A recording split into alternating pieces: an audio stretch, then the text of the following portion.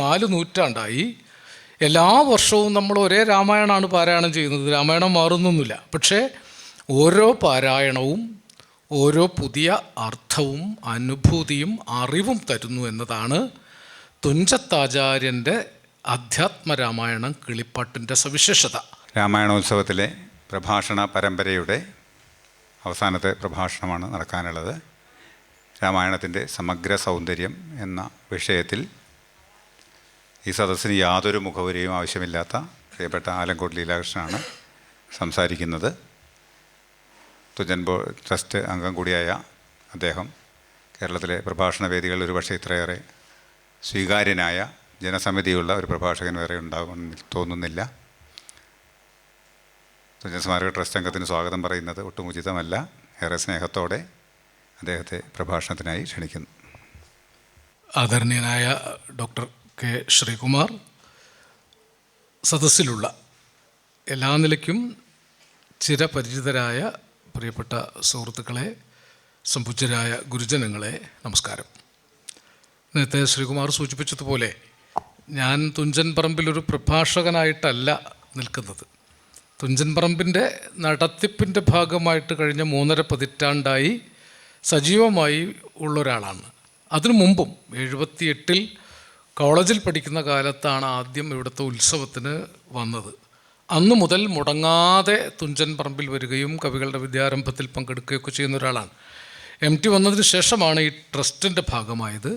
അപ്പം അദ്ദേഹം ലോകോത്തര നിലവാരത്തിലേക്ക് ഈ തുഞ്ചൻ സ്മാരകത്തെ മാറ്റിയതിൻ്റെ കൂടെ നിൽക്കാൻ ഭാഗ്യമുണ്ടായ ഒരാളാണ്. അപ്പോൾ തുഞ്ചൻ പറമ്പിൽ ഏത് വേഷവും എന്നെപ്പോലുള്ള ആളുകൾക്ക് ഏറ്റെടുക്കാം. അനൗൺസറാവാം, സ്വാഗതം പറയുന്ന ആളാവാം, അടുക്കളയിൽ ഭക്ഷണം വിളമ്പുന്ന ആളാവാം. പല വേഷങ്ങളിലും ഇവിടെ ഉണ്ടായിട്ടുണ്ട്. അതിലെ ഒരു വേഷമാണ് ഈ രാമായണ പ്രഭാഷണങ്ങൾ തുടങ്ങിയത് മുതൽ ഒരു പ്രഭാഷണം ഞാനാണ് ചെയ്യാറുള്ളത്. അതൊരു അവകാശമാക്കിയിട്ട് നിശ്ചയിച്ചതുപോലെയാണ്. അതുകൊണ്ട് പല കാലങ്ങളിൽ പറഞ്ഞതിലെ ചില ആവർത്തനങ്ങളൊക്കെ വന്നു എന്ന് വരും. രാമായണത്തെക്കുറിച്ചാണല്ലോ പറയുന്നത്. രാമായണം ആവർത്തിച്ചാൽ മടുക്കാത്ത ഒന്നാണ്. ഒരേ രാമായണം തന്നെയാണ് 4 നൂറ്റാണ്ട് കാലമായി മലയാളികൾ നിത്യപാരായണം ചെയ്യുന്നത്, അല്ലേ? 4 നൂറ്റാണ്ടായി എല്ലാ വർഷവും നമ്മൾ ഒരേ രാമായണമാണ് പാരായണം ചെയ്യുന്നത്. രാമായണം മാറുന്നൊന്നുമില്ല. പക്ഷേ ഓരോ പാരായണവും ഓരോ പുതിയ അർത്ഥവും അനുഭൂതിയും അറിവും തരുന്നു എന്നതാണ് തുഞ്ചത്താചാര്യൻ്റെ അധ്യാത്മരാമായണം കിളിപ്പാട്ടിൻ്റെ സവിശേഷത. അത് തുഞ്ചത്താചാര്യൻ്റെ കിളിപ്പാട്ടിൻ്റെ മാത്രം സവിശേഷതയല്ല, അത് രാമകഥയുടെ സനാതനമായ ഒരു സവിശേഷതയാണ്. കൂജന്തം രാമരാമേതി മധുരം മധുരാക്ഷരം അരൂഹ്യ കവിതാശാഖാം വന്ദേ വാത്മീകി കോകിലം. വാത്മീകിയെ സ്മരിച്ചല്ലാതെ രാമായണത്തെക്കുറിച്ചുള്ള ഒരു വിചാരവും തുടങ്ങാൻ സാധിക്കില്ല. വാത്മീകി ആദികവി മാത്രമല്ല, വാത്മീകിയുടെ രാമായണം പോലെ ലോകത്ത് ഒരു കൃതിയും ഇത്രയേറെ പിൽക്കാല തലമുറകൾ ഏറ്റെടുത്തിട്ടില്ല. നിങ്ങൾ ലോകത്തെ ഏത് മഹാകൃതികളെക്കുറിച്ച് അന്വേഷിച്ച് നോക്കൂ. എലിയഡോ, ഒഡീസിയോ ഒക്കെ ലോക പ്രശസ്തങ്ങളാണ്. ഹോമറിൻ്റെ ക്ലാസിക് കൃതികൾ വളരെ പ്രശസ്തങ്ങളാണ്.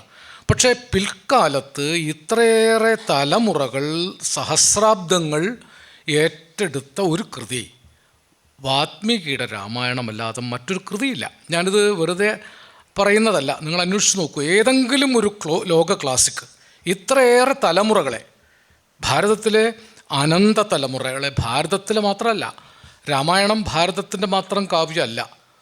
ബർമ്മ, ചൈന, താഷ്കൻഡ്, തെക്കൻ ഈ പ്രദേശങ്ങൾ, ദ്വീപസമൂഹങ്ങളിൽപ്പെട്ട ഇന്തോനേഷ്യ, ജപ്പാൻ തുടങ്ങി എത്രയെത്രയോ പ്രദേശങ്ങളിൽ ഒരു പാൻ ഏഷ്യൻ ഇതിഹാസമായിട്ടാണ് രാമകഥ വികസിച്ചിട്ടുള്ളത്. കാമിൽ ബുൽക്കെ എന്ന ജസ്യൂട്ട് മിഷണറി ഇവിടെ വന്ന് രാമായണം പഠിച്ച് അദ്ദേഹം തുളസീദാസൻ്റെ രാമകഥ വായിച്ച്, രാമചരിതമാനസം വായിച്ച് അതിൽ ആകൃഷ്ടനായി അതിഗൗരവതരമായ ഗവേഷണം നടത്തിയിട്ടുണ്ട്. അദ്ദേഹത്തിൻ്റെ രാമകഥ ഉൽപ്പത്തി വികാസങ്ങൾ എന്നൊരു പുസ്തകമുണ്ട്. അതിപ്പോൾ മലയാളത്തിൽ ലഭ്യമാണ്. ഞങ്ങൾ അക്കാദമിയാണിത് പ്രസിദ്ധീകരിച്ചിട്ടുള്ളത്, സാഹിത്യ അക്കാദമി.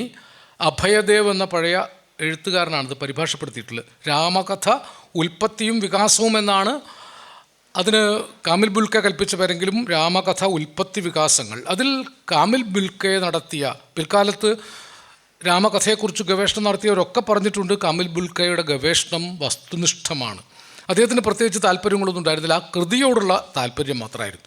അപ്പോൾ മറ്റു പ്രദേശങ്ങളിൽ ചൈന തൊട്ട് ഇന്തോനേഷ്യ, ബർമ്മ, ശ്രീലങ്ക തുടങ്ങി എത്രയോ പ്രദേശങ്ങളിൽ എന്തുകൊണ്ട് രാമകഥ വ്യാപിച്ചു?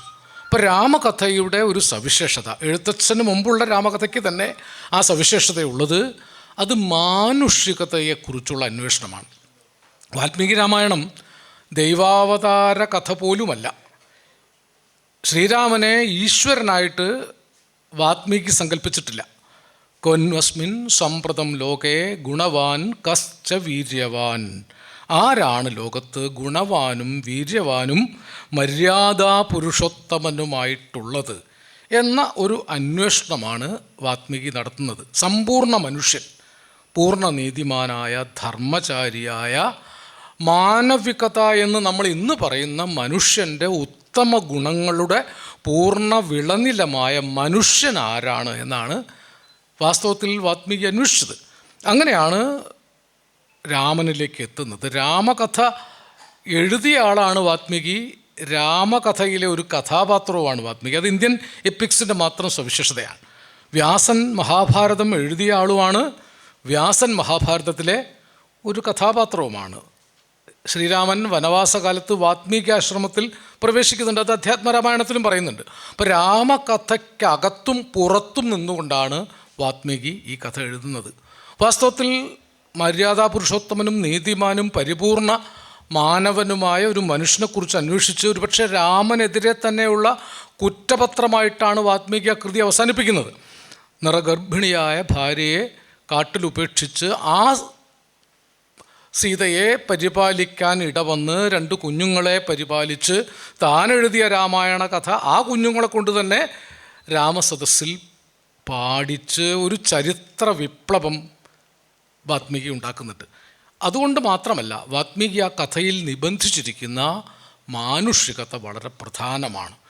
മനുഷ്യൻ എങ്ങനെയുള്ള ആളായിരിക്കണം, എന്താണ് മനുഷ്യനെ മറ്റ് തിര്യജാലങ്ങളിൽ നിന്ന് വ്യത്യസ്തനാക്കുന്നത്? ഇത് പറയുമ്പോൾ പോലും രാമകഥയിലെ മറ്റൊരത്ഭുതം, മനുഷ്യനിലുള്ള നീതിയേക്കാൾ നീതിമാന്മാരായ പക്ഷികളെയും മൃഗങ്ങളെയും മരങ്ങളെയുമൊക്കെ രാമകഥ കാണുന്നുണ്ട്. രാമകഥയിലെ വളരെ പ്രധാന നീതിമാനായ ഒരു പക്ഷി ജടായുവാണ്, അല്ലേ? ശ്രീരാമനെ മാരീചനെ കൊണ്ട് മോഹിപ്പിച്ച് അകറ്റിയതിന് ശേഷം സീത ലക്ഷ്മണനെയും അകറ്റുന്നുണ്ടല്ലോ. രാമൻ മരിച്ചാൽ എന്നെ സ്വന്തമാക്കാമെന്ന് കരുതിയിട്ടല്ലേ നീ ഏട്ടൻ്റെ നിലവിളി കേട്ട് പോകാത്തത് എന്നൊക്കെ നശിച്ചു സംസാരിച്ചിട്ടാണ് ലക്ഷ്മണൻ പോകുന്നത്. അവിടെ നിന്ന് ഈ രാവണൻ മോഷ്ടിച്ചു കൊണ്ടുപോയ സീതയെ രക്ഷിക്കാൻ ആദ്യം ഇടപെടുന്നത് ഒരു പക്ഷിയാണ്. ജടായു സകല ശക്തിയെടുത്ത് രാമനെ തടയുന്നു. ജടായുവിൻ്റെ 2 പക്ഷങ്ങളും വജ്രായുധം കൊണ്ട് രാവണൻ ഛേദിച്ചു കളയുന്നു. അങ്ങനെ വീണ് വനത്തിൽ അതീവ ദീനനായി കിടക്കുന്ന ജടായുവിൻ്റെ സവിധത്തിൽ രാമനും ലക്ഷ്മണനും എത്തുന്നു. രാവണനാണ് കൊണ്ടുപോയത് എന്ന വൃത്താന്തം ജടായുവിൽ നിന്ന് ഗ്രഹിക്കുന്നു. ജടായുവിനെ മരണാനന്തരം സംസ്കരിക്കുന്നത് രാമലക്ഷ്മണന്മാരാണ്. അപ്പോൾ നീതിമാനായ ജടായു എന്ന പക്ഷി, നീതിമാനായ സമ്പാദി എന്ന പക്ഷി, ഈ ജടായുവിൻ്റെ തന്നെ സഹോദരനാണ് സമ്പാദി. ഇത് രാമകഥയുടെ ഭാഗമാണ്. സമ്പാദി അതിശക്തനായിരുന്നു. ആ പക്ഷി സൂര്യനെ ഒരു കനിയായി കണ്ട് ഭക്ഷിക്കാൻ പറന്നതാണ്. കൂടെ അനുജനായ ജടായു ഉണ്ടായിരുന്നു. പക്ഷേ സൂര്യനോട് അടുത്തെത്തും തോറും ചിറകുകൾ കരിയാൻ തുടങ്ങിയപ്പോൾ അനുജനെ രക്ഷിക്കാൻ മുകളിൽ പറന്ന് തൻ്റെ 2 കൈകളും കരിഞ്ഞ് താഴെ വീഴുകയാണ് സമ്പാദി. ഈ 2 പക്ഷികളും ചിറകറ്റ പക്ഷികളാണ്, എങ്കിലും നീതിമാന്മാരാണ്. ഇങ്ങനെ നോക്കിയാൽ കുരങ്ങന്മാർ, വാനരന്മാർ, നീതിമാനായ ഹനുമാൻ, നീതിമാനായ ബാലി, ശ്രീരാമനുമായി സഖ്യമുണ്ടാക്കുന്ന സുഗ്രീവൻ, ഇപ്പം വാനരങ്ങൾ, മനുഷ്യർ, പക്ഷികൾ, മൃഗങ്ങൾ. രാമകഥ ആരംഭിക്കുന്നത് തന്നെ വൃക്ഷത്തിൽ ദൈവത്തെ കണ്ടുകൊണ്ടാണ്. ആ കഥ എഴുത്തച്ഛൻ തന്നെ പറയുന്നുണ്ട്. പഴയ കവി കാട്ടാളനായിരുന്നു, പിടിച്ചുപറിക്കാരനായിരുന്നു, പലരെയും പിടിച്ചു പറിച്ചിട്ടുണ്ട്. ഒരു സംഘം സാർത്ഥവാഹകരായ സന്യാസിവര്യന്മാരെ പിടിച്ചു പറിക്കാൻ ചെന്നപ്പോൾ അവർ ചോദിച്ചു, എന്തിനാണ് നിങ്ങൾക്കൊരു കുറ്റവും ചെയ്തിട്ടില്ലാത്ത ഞങ്ങളെ ആക്രമിക്കുന്നത്? അപ്പോൾ അയാൾ പറഞ്ഞു, എൻ്റെ ഭാര്യയും മക്കളെയും പോറ്റാനാണ്. അപ്പോൾ ആ സന്യാസിവര്യന്മാർ ചോദിച്ചൊരു ചോദ്യം, നിങ്ങൾ ഈ ചെയ്യുന്ന പാപത്തിൻ്റെ ഫലം, നിങ്ങളുടെ കർമ്മഫലം അവർ അനുഭവിക്കുമോ? നിങ്ങളിപ്പോൾ ചെയ്തിരിക്കുന്ന ഈ കൊള്ള കൊണ്ട് പിടിച്ചെടുക്കുന്ന പണത്തിൻ്റെ കർമ്മത്തിൻ്റെ ഫലം യഥാർത്ഥത്തിൽ അവർ അനുഭവിക്കേണ്ടതല്ലേ? അവരനുഭവിക്കുമോ? അവർ വീട്ടിൽ ചെന്ന് ചോദിക്കുന്നതൊക്കെ നിങ്ങൾ രാമായണത്തിൽ വായിച്ചിട്ടുള്ളതാണ്. അപ്പോൾ അവർ പറയുന്നത്, ഭാര്യയും മക്കളും പറയുന്നത്, താൻ നിരന്തരം ചെയ്യുന്ന കർമ്മങ്ങൾ താൻ അനുഭവിച്ചിടുന്നേ വരൂ. അങ്ങനെ നിരാശരായി തിരിച്ചു വരുമ്പോൾ ആ സന്യാസിമാർ ഈ കാട്ടാളൻ ഉപദേശിക്കുന്നതാണ്. ഈശ്വരനെ പറഞ്ഞു കൊടുത്താൽ മനസ്സിലാവാത്തതുകൊണ്ട് ആ മരം ഈ മരം എന്നോ ആ മരം എന്നോ എങ്ങനെ ജപിച്ചു നമുക്ക് അറിഞ്ഞുകൂടാ. രാമരാമ ആവണമെങ്കിൽ ആ മരം എന്ന് ജപിക്കണം. ആമരീമരം എന്ന് ജപിച്ചാൽ രാമരീമ എന്നാവും. പക്ഷേ ആ മരം എന്നായിരിക്കാം ജപിച്ചിട്ടുണ്ടാവുക. അങ്ങനെ സങ്കല്പിക്കാനാണ് നല്ലത്. അങ്ങനെ ആ രാമ എന്ന് രാമശബ്ദത്തിലെത്തി എന്നാണ്. അപ്പോൾ അവിടെ ദൈവമായിട്ട് രാമകഥയ്ക്ക് മുൻപിൽ പ്രത്യക്ഷപ്പെടുന്നത് ഒരു മരമാണ്. ഞാൻ ഇത്രയും പറഞ്ഞത്, രാമകഥയുടെ സമഗ്ര സൗന്ദര്യം കുടികൊള്ളുന്നത് അത് മനുഷ്യൻ്റെ കഥയായിട്ട് മാത്രമല്ല പറയുന്നത്. മനുഷ്യൻ്റെ നിലനിൽപ്പ് പക്ഷികളും മൃഗങ്ങളും മരങ്ങളും കാടും പുഴയും ഒക്കെ ചേർന്ന പ്രകൃതിയോട് ചേർന്നാണ്. പ്രകൃതി ഇല്ലെങ്കിൽ പുരുഷനില്ല എന്നാണ് ഭാരതത്തിലെ വളരെ പൗരാണികമായ ഒരു സങ്കല്പം. പ്രകൃതി പുരുഷ സംയോഗമാണ് പ്രപഞ്ച ജീവിതത്തിൻ്റെ സമഗ്രത. ഈ സമഗ്രതയെ കണ്ടതാണ് സമഗ്ര സൗന്ദര്യത്തിന് കാരണം. എൻ്റെ വിഷയം രാമായണത്തിൻ്റെ സമഗ്ര സൗന്ദര്യമാണ്. ഒരുപക്ഷെ ലോകത്താദ്യമായി മനുഷ്യൻ ഒറ്റയ്ക്ക് അതിജീവിക്കാൻ സാധ്യമല്ല. മനുഷ്യൻ തൻ്റെ പരിസ്ഥിതിയുടെ ഉപോൽപ്പന്നമാണ്. ഒരു പരിസ്ഥിതിയിൽ മനുഷ്യന് മാത്രമല്ല ഒരു പുഴുവിന് പോലും ഇടമുണ്ട്. അങ്ങനെ പ്രകൃതിയിലെ സമസ്ത ജീവരാശികളും അചരങ്ങളും കൂടി ചേരുന്നതാണ് ഈ പ്രപഞ്ച ജീവിതം. ഇതൊരു വലിയ ദർശനമായി, ഒരുപക്ഷെ ഭൗതിക ദർശനമായി അവതരിപ്പിക്കുന്നത് രാമകഥയാണ്. അതിനു മുമ്പ് നമ്മുടെ നാട്ടിൽ സാഖ്യം, ന്യായം, വൈശേഷികം, പൂർവമീമാംസ തുടങ്ങിയിട്ടുള്ള ഭൗതികവാദ ദർശനങ്ങളുണ്ടായിട്ടുണ്ട്. ലോകായതന്മാരും ചാർവാകന്മാരും ഉണ്ടായിട്ടുണ്ട്. ദൈവത്തിൽ വിശ്വസിച്ചവരായിരുന്നില്ല. സാഖ്യം എഴുതിയ കപിലനെ ചുവന്ന മഹർഷി എന്നാണ് വിളിച്ചത്. അക്കാലത്തും വിപ്ലവകാരികളെ ചുവപ്പ് ചാർത്തിയിട്ടാണ് ആളുകൾ കണ്ടിരുന്നത്. ചുവന്ന മഹർഷി, കപിലൻ എന്ന വാക്കിന് തന്നെ ചുവപ്പ് എന്നാണ് അർത്ഥം. അദ്ദേഹമാണ് പ്രപഞ്ചം ഈ ധാതുക്കളുടെ ഉൽപ്പന്നമാണ് എന്ന് ആദ്യമായിട്ട് കണ്ടുപിടിക്കുന്നത്. പിന്നെ കണാദൻ, ന്യായവാദക്കാരനായ കണാദനാണ് കണങ്ങളാണ് പ്രപഞ്ചത്തിൻ്റെ അടിസ്ഥാനം എന്ന് കണ്ടുപിടിക്കുന്നത്. ഗൗതമൻ, വൈശേഷികവാദക്കാരൻ, കാര്യവും കാരണവുമില്ലാതെ പ്രപഞ്ച സംവിധാനം നിലനിൽക്കുന്നില്ല. അപ്പോൾ പാശ്ചാത്യ രാജ്യത്ത് റെനീ ദെക്കാർത്തെ തൊട്ടുണ്ടായ ഭൗതികവാദ അന്വേഷണങ്ങൾക്ക് എത്രയോ മുമ്പ് ഇന്ത്യയിൽ ഭൗതികവാദ അന്വേഷണം ഉണ്ടായിരുന്നു, ആത്മീയവാദത്തിൻ്റെ അന്വേഷണം ഉണ്ടായിരുന്നു. രാമകഥ ചെയ്തത് ഇതിനെ രണ്ടിനെയും സമന്വയിപ്പിക്കുകയാണ്. ഇത് വളരെ പ്രധാനപ്പെട്ടൊരു കാര്യമാണ്. രണ്ട് അന്വേഷണ ശാസ്ത്രങ്ങളെ തർക്കത്തിനിട വരാത്ത വിധത്തിൽ സമന്വയിപ്പിക്കുക എന്ന ഒരു വലിയ ധർമ്മം രാമകഥ നിർവഹിച്ചു. അതുകൊണ്ട് പ്രകൃതിയിൽ നിന്ന് ഭിന്നനല്ല മനുഷ്യൻ. പ്രകൃതിയിൽ നിന്ന് ഭിന്നമായി മനുഷ്യന് നിലനിൽപ്പില്ല. പ്രകൃതിയും പരിസ്ഥിതിയും ചേർന്ന ഒരു അവസ്ഥയാണ് മനുഷ്യാവസ്ഥ. അത് വളരെ പ്രധാനപ്പെട്ട കാര്യമാണ്. മനുഷ്യൻ ഒറ്റയ്ക്ക് നിലനിൽപ്പില്ല. ഈ പ്രപഞ്ചത്തിൻ്റെ മുഴുവൻ സംവിധാനങ്ങളും മനുഷ്യനോട് ചേർന്നാണ് പ്രവർത്തിക്കുന്നത്. അതുകൊണ്ടൊരു പൂമ്പാറ്റ ഇല്ലാതായാലും ഈ പരിസ്ഥിതിയുടെ സന്തുലനം തെറ്റുമെന്ന് ആ കാലത്ത് പാരിസ്ഥിതിക ജൈവ മാനവ പ്രകൃതി വിവേകത്തോടുകൂടി രാമകഥ സങ്കല്പിച്ചു.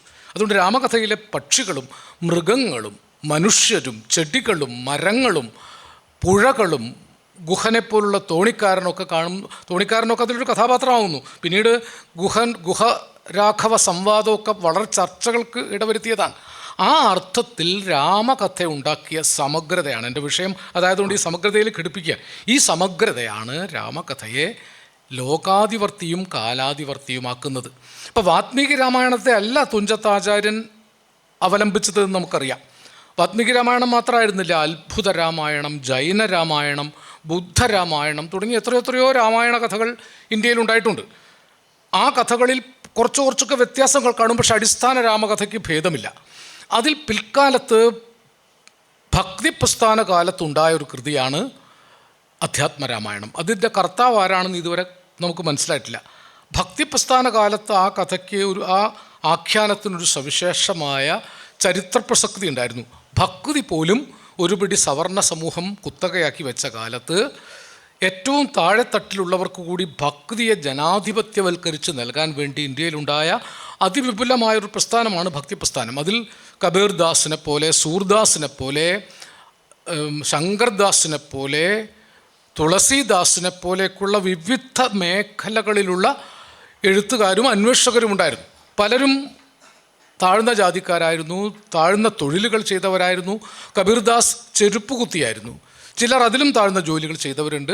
ഇപ്പോൾ ഉപരിവർഗ സമൂഹത്തിൽപ്പെട്ടവരല്ല, താഴെത്തട്ടിൽ ജീവിച്ച പല ആളുകളും രാമകഥയെയാണ് ഭക്തിയുടെ ജനാധിപത്യത്തിന് ഉപയോഗപ്പെടുത്തുന്നത്. വളരെ പ്രധാനപ്പെട്ട ഒരു കാര്യമാണ്. 12-ാം നൂറ്റാണ്ട് തൊട്ട് ഇന്ത്യയിൽ രാമകഥയെ അവലംബിച്ച് തന്നെയാണ് ജനാധിപത്യപൂർണമായ ഒരു ഭക്തി മൂവ്മെൻ്റ് ഉണ്ടാവുന്നത്. അതിൽ ആസാമിലെ ശങ്കർദാസ് രാമനാമജപം മാത്രം മതി. അവിടെ ഒരുപാട് ശങ്കർദേവൻ്റെ ക്ഷേത്രങ്ങളിൽ നാമജപം മാത്രമേ ഉള്ളൂ. നിങ്ങൾ അറിവൊന്നും നേടണ്ട, നാമം ജപിച്ചാൽ മതി എന്നാണ് ശങ്കർദേവൻ പറയുന്നത്. 12-ാം നൂറ്റാണ്ടിൽ കമ്പർ തമിഴിൽ രാമായണം എഴുതി, കമ്പരാമായണം. അതിന് തൊട്ടു പിന്നാലെ ബംഗാളിൽ വംഗഭാഷയിൽ കൃത്തിവാസ രാമായണം ഉണ്ടായി. തുറവൈ രാമായണം കുമാരവാത്മീകി കന്നഡയിൽ എഴുതി. രാമചരിത മാനസം തുളസീദാസൻ ഹിന്ദിയിൽ എഴുതി. അതിനൊക്കെ ശേഷമാണ് മലയാളത്തിൽ രാമകഥ ആഖ്യാനം ചെയ്തു വരുന്നത്. അതിന് അദ്ദേഹം അവലംബിച്ചത് അധ്യാത്മരാമായണത്തെ ആയതെന്തുകൊണ്ട്, ഞാൻ അതിൻ്റെ പശ്ചാത്തലം പറഞ്ഞു എന്നേ ഉള്ളൂ. ലോകത്തെല്ലായിടത്തുള്ള രാമകഥ, ഇന്ത്യയിൽ രാമകഥ എന്തുകൊണ്ട് കാലാധിപത്യമായി നിലനിന്നു? ലോകത്ത് മറ്റേതൊരു കവിയേക്കാളും കൂടുതൽ തലമുറകൾ ഏറ്റെടുത്ത് നൂറ്റാണ്ടുകൾ, സഹസ്രാബ്ദങ്ങൾ നീണ്ട് നിലനിന്ന ഒരു കൃതി രാമായണമാണ്. അതിൻ്റെ സമഗ്രതയാണ് അതിന് കാരണം. അത് മനുഷ്യനെ മാത്രമല്ല കണ്ടത്, സമസ്ത ചരരാശികളെയും. അതൊരു ഇന്ത്യൻ തോട്ടാണ്, ഇന്ത്യൻ ചിന്തയാണ്. ഈശാവാസ്യമിതം സർവം യത് കിഞ്ച ജഗത്യാം ജഗത് തേന തെക്തേന ഭുഞ്ചീത മാ ഗൃധ കസ്യസ്യ ധനം. ഇത് ഈശാവാസ്യോപനിഷത്തിലെ വളരെ പ്രധാനപ്പെട്ടൊരു കാര്യമാണ്. പിൽക്കാലത്തെ എല്ലാ ദർശനങ്ങൾക്കും അടിത്തറയിട്ടൊരു ദർശനമാണ്.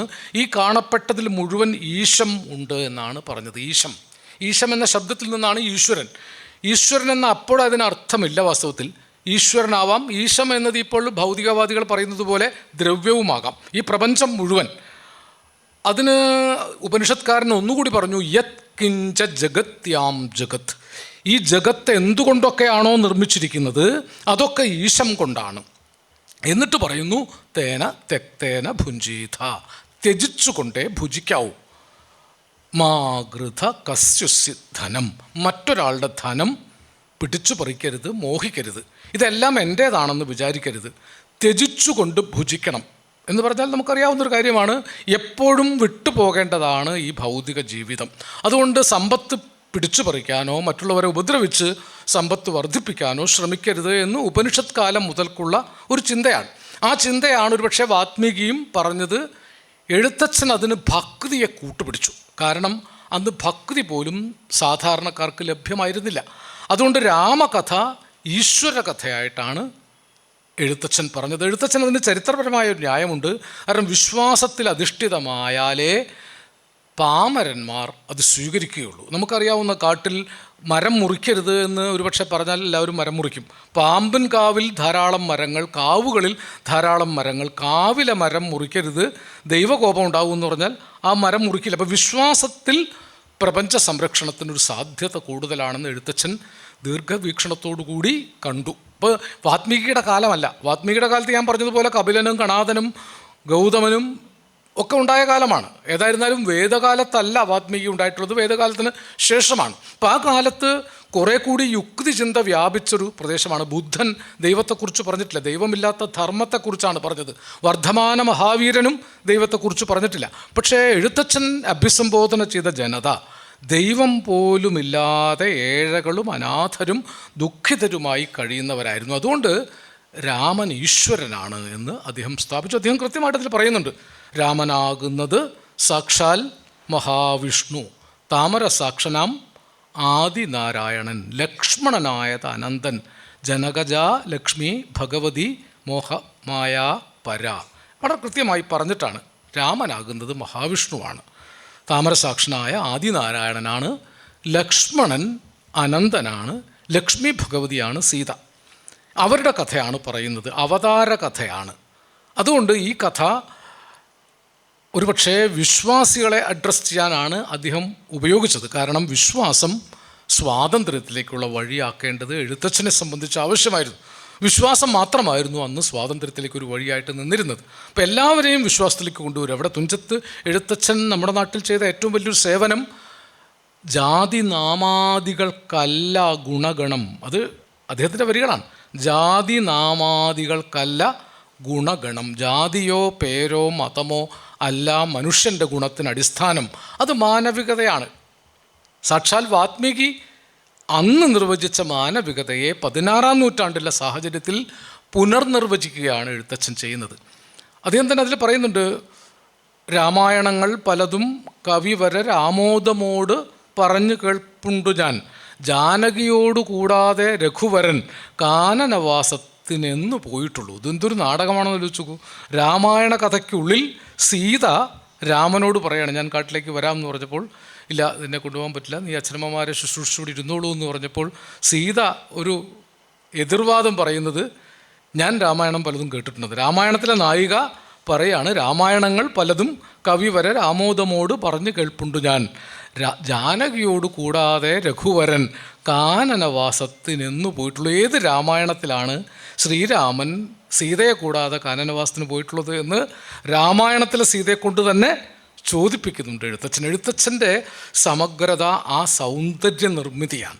ഒരു നാടകീയത, ആഖ്യാന കൗശലം, അതീവ ലളിതമായി കഥാഖ്യാനം ചെയ്യാനുള്ള മിടുക്ക്, വേണ്ടിടത്ത് മാത്രം കഥാസന്ദർഭം വളരെ ചുരുക്കി പറഞ്ഞ് കഥയ്ക്കപ്പുറത്ത് മനുഷ്യർക്കുണ്ടാവേണ്ട യഥാർത്ഥ കഥ നീതിബോധവും ധർമ്മചിന്തയുമാണെന്ന് പ്രചരിപ്പിക്കാനുമുള്ള ത്വര, ഇതൊക്കെയാണ് എഴുത്തച്ഛൻ്റെ രചനയിൽ കാണുന്ന സവിശേഷത. പണ്ട് വാത്മീകി ചെയ്തതും പിൽക്കാല പല രാമകഥാകാരന്മാർ അനുവർത്തിച്ചതുമായ മാനുഷികതയുടെ പൊലിപ്പിക്കൽ. മനുഷ്യൻ പൂർണ്ണ മനുഷ്യനാവാൻ പല മൂല്യങ്ങളെ നേടേണ്ടതുണ്ട്, പലതിനെയും അറിയേണ്ടതുണ്ട്. അതിന് വേണ്ടത് വിദ്യയാണ്. അവിദ്യയാകുന്നു എല്ലാ തെറ്റിദ്ധാരണകൾക്കും എല്ലാതരം കുഴപ്പങ്ങൾക്കും കാരണം. ഇതിലാണ് എഴുത്തച്ഛൻ ഊന്നിയത്. അപ്പോൾ ഈ അവിദ്യ നീക്കാൻ, അജ്ഞാനം നീക്കാൻ, വിദ്യ പൊലിപ്പിച്ചെടുക്കാൻ കഥയെ ഒരു വസ്തുവാക്കുക മാത്രമാണ് എഴുത്തച്ഛൻ ചെയ്തിട്ടുള്ളത്. നിങ്ങൾ അധ്യാത്മരാമായണം കിളിപ്പാട്ട് വായിച്ചാൽ ഉടനീളം കഥാവസ്തു വളരെ പെട്ടെന്ന് പറഞ്ഞു തീർക്കുകയാണ്. പക്ഷേ പല സന്ദർഭങ്ങളിൽ മനുഷ്യൻ കൊണ്ടു നടക്കേണ്ട വലിയ മൂല്യങ്ങളെക്കുറിച്ച് നിരന്തര സംവാദങ്ങൾ, സ്തുതികളിൽ, ഉപദേശങ്ങളിൽ, ലക്ഷ്മണോപദേശം 2 വരുന്നുണ്ട്, ബാലിയെ ഉപദേശിക്കുന്നുണ്ട്, സുഗ്രീവനെ ഉപദേശിക്കുന്നുണ്ട്, ജാനകിയെ തന്നെ ഉപദേശിക്കുന്നുണ്ട്. അമ്മയോട് പോലും ഒരു പരാതിയായിട്ടല്ല ശ്രീരാമൻ പറയുന്നത്. ദശരഥൻ കൈകേയിയോട് പണ്ട് രഥചക്രം ഊരിത്തെറിച്ച് പോകാതിരിക്കാൻ ആരത്തിനുള്ളിൽ കൈയിട്ട് സംരക്ഷിച്ച കാലത്ത് കൊടുത്ത ഒരു വരം ആണ്. മുൽപ്പാട് പത്നിയാം കേകയപുത്രിക്ക് മൽപിതാ 2 വരം കൊടുത്തിടിനാൻ. ഒന്ന് ഭരതനെ വാഴിക്കുന്നതും എന്നെ വനത്തിനയക്കെന്ന് മറ്റതും. വളരെ ലളിതമായിട്ടാണ് ആ സന്ദർഭം പറയുന്നത്. പണ്ട് അത് ചെറിയമ്മ എന്ന് പറഞ്ഞില്ല അവിടെ രാമൻ. മുൽപ്പാട് പത്നിയാം കേകയപുത്രിക്ക്, കേകയപുത്രിക്ക് ഒരു വരം കൊടുത്തിരിക്കുന്നു. ഒന്ന് ഭരതനെ വാഴിക്കാമെന്നും എന്നെ വനത്തിനയക്കാമെന്നും, അതുകൊണ്ട് വനത്തിന് പോകാൻ അനുഗ്രഹിക്കണമെന്നാണ് കൗസല്യയോട് പറയുന്നത്. എത്ര സൂക്ഷ്മമായിട്ടാണ് ആചാര്യൻ ആ സന്ദർഭങ്ങൾ വിശദീകരിക്കുന്നത്. ഒരു പരസ്പര വിരോധവും ജനിപ്പിക്കുന്നില്ല. മൂത്തപുത്രനായ രാമൻ അവകാശപ്പെട്ട രാജ്യത്ത് നിന്ന് രാമനെ നീക്കം ചെയ്യാൻ വേണ്ടി ചെറിയമ്മ നടത്തിയ ഗൂഢാലോചന, മന്ധര നടത്തിയ ഗൂഢാലോചന അറിയാഞ്ഞിട്ടല്ല, പക്ഷേ പിതാക്കളോടും മാതാക്കളോടുമുള്ള അഗാധ ഭക്തി മൂലം എന്നെ പോകാൻ അനുവദിക്കണം എന്ന് മാത്രമേ പറയുന്നുള്ളൂ. അമ്മയാകട്ടെ എൻ മകനാശു നടക്കുന്ന നേരവും തന്മതി കെട്ടുറങ്ങിയിടുന്ന നേരവും സമ്മോദം ആശു കാത്ത് രക്ഷിച്ചിടുവിൻ നിങ്ങളെന്ന് വനദേവതമാരോട് പ്രാർത്ഥിച്ച് യാത്രയാക്കുകയാണ്. സാക്ഷാൽ വാത്മീകി രാമായണത്തിലെ ഒരു ശ്ലോകത്തെക്കുറിച്ചൊരു തർക്കമാണ് വരരുചിയെ പിന്നീട് അന്വേഷണത്തിൽ അയച്ചതെന്നൊരു കഥയുണ്ടല്ലോ. രാമായണത്തിലെ ഏറ്റവും പ്രധാനപ്പെട്ട ശ്ലോകം എന്താണെന്നറിയാതെ വരരുചി വിക്രമാദിത്യ സദസ്സിൽ നിന്ന് ഭ്രഷ്ടനായി നാട് തെണ്ടിത്തിരിഞ്ഞ് അലഞ്ഞപ്പോഴാണ് നീളാതീരത്ത് വന്നതും വരരുചിക്ക് പറയിപ്പെണ്ണിൽ 12 മക്കളുണ്ടായതും എന്നൊരു കഥയുണ്ട്. അത് കഥയാണെങ്കിൽ പോലും അതും നീളാതീരവുമായിട്ട് ബന്ധപ്പെട്ട് കിടക്കുന്നുണ്ട്. നിളയുടെ തീരത്ത് തന്നെയാണ് എഴുത്തച്ഛനും ഉണ്ടായത്. നിളയുടെ തീരം എന്ന് കൃത്യമായിട്ട് പറയാൻ വയ്യ. തിരൂർ പൊന്നാനിപ്പുഴ നിളയോട് ചേർന്ന് കിടക്കുന്ന ഈ പുഴയുടെ തീരത്താണ് എഴുത്തച്ഛൻ ഉണ്ടായത്. പന്തിരുകുല മഹാകഥ ഇവിടെ ഉണ്ടായത് അതും രാമായണവുമായി ബന്ധപ്പെട്ടാണ്. അത് വളരെ പ്രധാനപ്പെട്ടൊരു കാര്യമാണ്.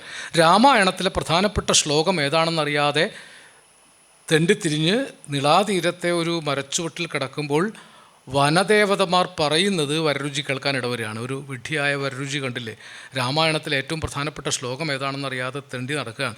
ഇയാൾ നാളെ കല്യാണം കഴിക്കാൻ പോകുന്നത് ഒരു പറയി പെണ്ണിനെയാണെന്ന് പറയുന്നു. അങ്ങനെയാണ് ആ ശ്ലോകം.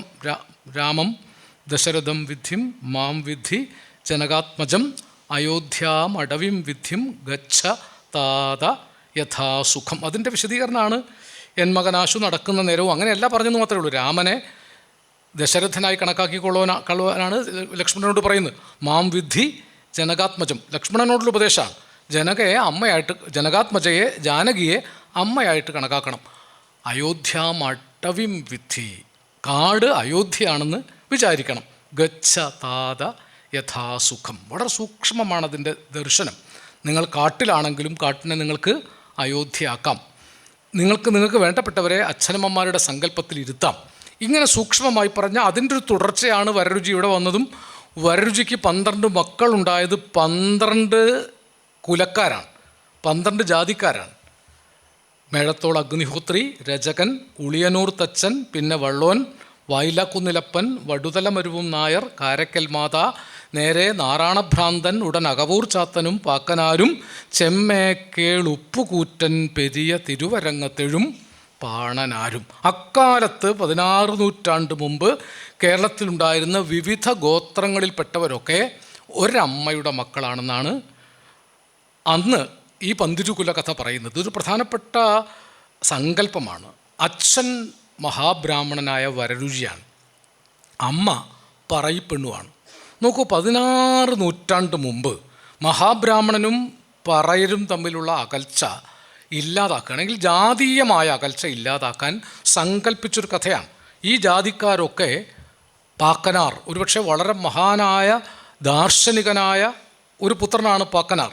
10 മുറം വിൽക്കാൻ പടി 10 കയറി ആദ്യത്തെ മുറത്തിന് വിലപേശി ആ മുറം വാങ്ങാതെ എൻ്റെ 9 മുറം തിരിച്ചു തരുമെന്ന് പറഞ്ഞ് വാങ്ങി തിരിച്ചുപോയി അടുത്ത വീട്ടിൽ കയറി 9 മുറം കൊടുത്ത് വിലപേശി എൻ്റെ 8 മുറം തിരിച്ചു തരുമെന്ന് പറഞ്ഞ്, അപ്പോൾ ഓരോരുത്തരും വിചാരിക്കുന്നത് കണക്കറിയാത്ത പാക്കന് തെറ്റിപ്പോയതാണെന്ന് പറഞ്ഞ് ഒരു മുറം വെറുതെ കിട്ടിയല്ലോ എന്ന് സന്തോഷിച്ച് അവസാനത്തെ മുറം മാത്രം കിട്ടിയ വിലയ്ക്ക് കൊടുത്ത് അതുകൊണ്ട് ഭക്ഷണമൊരുക്കി രാത്രി കിടന്നുറങ്ങിയ ഒരു ദാർശനികനാണ് പറയനാരായ പാക്കനാർ. ഇത് ഞാൻ ഉദ്ധരിക്കാൻ കാരണം 16 നൂറ്റാണ്ട് മുമ്പ് അങ്ങനൊരു നവോത്ഥാനം നിളാതീരത്ത് നടന്നിട്ടുണ്ട്.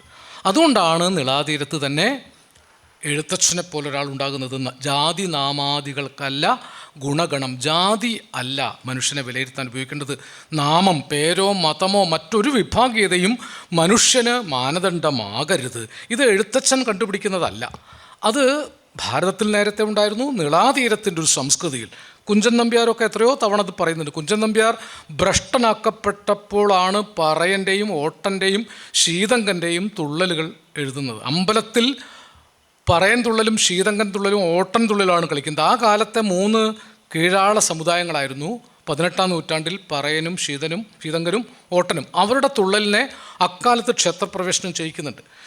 അതിൻ്റെ അർത്ഥം ജാതിക്കതീതമായ മാനവികത, വിഭാഗീയതക്കതീതമായ മാനവികത എന്നൊരു സ്വപ്നം നീളാതീരത്തിൻ്റെ കൂടി സംഭാവനയാണ്. അത് എഴുത്തച്ഛൻ രാമകഥയിലൂടെ കുറെ കൂടി വിടർത്തിയെടുക്കുന്നുണ്ട്. രാമനാണ് കഥാപാത്രമെങ്കിലും ജാതിയും മതവും കാരണമാകരുത്. അത് ഉടനീളമുണ്ട്. അതിലിടയ്ക്കൊക്കെ ഈ ഉപദേശങ്ങൾ അങ്ങനെയാണ്. ലക്ഷ്മണോപദേശമാണല്ലോ നമ്മൾ ഏറ്റവും കൂടുതൽ ചർച്ച ചെയ്തിട്ടുള്ളത്. ഈ രാമായണത്തെക്കുറിച്ച് പറയുമ്പോഴൊക്കെ ലക്ഷ്മണോപദേശം പറയും. വത്സ സൗമിത്രേ കുമാരാ നീ കേൾക്കണം മത്സരാദ്യം വെടിഞ്ഞ് എന്നോട് വാക്കുകൾ. അച്ഛനെ ജ്യേഷ്ഠനെ രാജാവാക്കാൻ അച്ഛൻ സമ്മതിച്ചില്ല എന്ന് കേട്ട് അച്ഛനെയും പാർഷദന്മാരെയും കാലപുരിക്ക് അയക്കുകയാണെന്ന് പറഞ്ഞ് വാളെടുത്ത് ഓടിച്ചാടിപ്പുറപ്പെട്ട ക്രുദ്ധനായ ലക്ഷ്മണനെ തടഞ്ഞു നിർത്തി ഗാഠാശ്ലേഷം ചെയ്തുകൊണ്ട് ശ്രീരാമൻ പറയുന്നതാണ്, വത്സ സൗമിത്രേ കുമാര നീ കേൾക്കണം മത്സരാദ്യം വെടിഞ്ഞെന്നുടെ വാക്കുകൾ. അതിലെ വിളിയിലൊക്കെ ആ സ്നേഹമുണ്ട്. വത്സ സൗമിത്രേ, ലക്ഷ്മണ എന്നല്ല വത്സ എന്നാണ്. ഇത്ര പ്രിയപ്പെട്ടവരെ വത്സൻ, പ്രിയപ്പെട്ടവനെ നീ മത്സരാദ്യം വെടിഞ്ഞ് കേൾക്കണം. അവിടെയാണ് നമ്മൾ പറയുന്ന അതിലേറ്റവും പ്രധാനപ്പെട്ട കാര്യം ഈ ജാതി വിഭാഗീയതയല്ല മനുഷ്യൻ്റെ അടിസ്ഥാനം. ലക്ഷ്മണോപദേശം നിങ്ങൾ സൂക്ഷ്മമായി വായിക്കേണ്ടതുണ്ട്. ആദ്യ ഭാഗം ഭോഗങ്ങളെല്ലാം ക്ഷണപ്രഭാ ചഞ്ചലം വേഗേന നഷ്ടമാം ആയുസ്സും ഓർക്ക നീ വന്നി സന്തപ്ത ലോഹസ്താംബു ബിന്ദുന സന്നിഭം മർത്യജന്മം ക്ഷണഭങ്കുരം.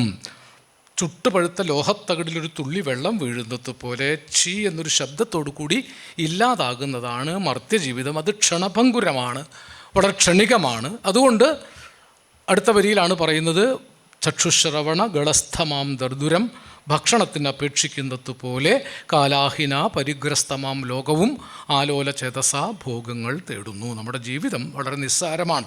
പാമ്പിൻ്റെ വായിൽ അകപ്പെട്ട തവള അവിടെ ഇരുന്ന് ചില്ലി ചിക്കൻ ഓർഡർ ചെയ്യുന്നത് പോലെ മാത്രമേ ഉള്ളൂ നമ്മുടെ ജീവിതത്തിൻ്റെ അർത്ഥം. നമ്മൾ വാങ്ങിച്ച സാധനങ്ങൾക്കൊക്കെ ഗ്യാരണ്ടി ഉണ്ട്. ആ ഗ്യാരണ്ടി കാർഡൊക്കെ എടുത്തു വെച്ച് ഒരു സെക്കൻഡിൻ്റെ ഗ്യാരണ്ടി ഇല്ലാത്ത മനുഷ്യൻ ഇതിൻ്റെ സൂക്ഷിപ്പുകാരനാണെന്ന് വിചാരിക്കുന്ന മണ്ടത്തരത്തിൻ്റെ പേരാണ് ജീവിതമെന്നാണ് എഴുത്തച്ഛൻ അതിൽ പറഞ്ഞത്. പക്ഷെ അവിടെയല്ല എഴുത്തച്ഛൻ ഊന്നുന്നത്.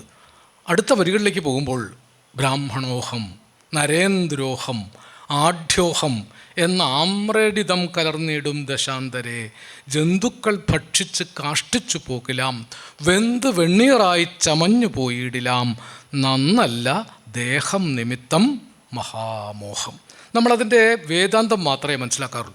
അതിലൊരു പൊളിറ്റിക്സ് അദ്ദേഹം പറയുന്നുണ്ട്. അതായത് ബ്രാഹ്മണോഹം, ഞാൻ ബ്രാഹ്മണനാണ്. ആദ്യം തന്നെ ബ്രാഹ്മണനെ അവിടെ വെച്ചിട്ടുണ്ട്. ഈ അന്നത്തെ കാലത്ത് സമൂഹത്തിലെ മുന്തിയ ശ്രേണിയിൽ ബ്രാഹ്മണനാണ്. ഏറ്റവും താഴ്ന്ന ശ്രേണിയിലാണ് അന്ത്യജൻ, താഴ്ന്ന ജാതിക്കാരനുള്ളത്. ബ്രാഹ്മണോഹം നരേന്ദ്രോഹം, ഞാൻ രാജാവാണ്. ആഢ്യോഹം, ഞാൻ ആഢ്യനാണ്. ബ്രാഹ്മണരിൽ തന്നെ ആഢ്യന്മാരും ആസ്യന്മാരുണ്ടായിരുന്നു. നമ്പൂതിരിപ്പാടുമുണ്ട്, നമ്പൂതിരിയുണ്ട്. ഭട്ടതിരിപ്പാടുമുണ്ട്, ഭട്ടതിരിയുണ്ട്. പാടുള്ള നമ്പൂതിരി ആഢ്യനും പാടില്ലാത്ത നമ്പൂതിരി ആസ്യനുമായിരുന്നു ആ കാലത്ത്. ഇതൊന്നും ഞാൻ ജാതി വ്യവസ്ഥ പറയാൻ വേണ്ടി പറയുന്നതല്ല. അങ്ങനെ ആഢ്യനാണ് ഞാൻ, ബ്രാഹ്മണനാണ് ഞാൻ, രാജേന്ദ്രനാണ് ഞാൻ എന്ന് അഹങ്കരിക്കുന്നവർ മനസ്സിലാക്കേണ്ട ഒരു കാര്യം, ജന്തുക്കൾ ഭക്ഷിച്ച് കാഷ്ടിച്ചു പോകിലാം. നിങ്ങളെയൊക്കെ ജന്തുക്കൾ ഭക്ഷിക്കും. മരിച്ചു കഴിഞ്ഞാൽ വലിയവനെ വലിയ പുഴു തിന്നും, ചെറിയവനെ ചെറിയ പുഴു തിന്നും. അറിയില്ല, രണ്ടും ഒരു തരം പുഴുക്കൾ തന്നെയാവും തിന്നുക. അവർ പിന്നെ കാഷ്ടിച്ചാൽ വല്ലത് ബാക്കിയുണ്ടെങ്കിലേ നിങ്ങളുള്ളൂ.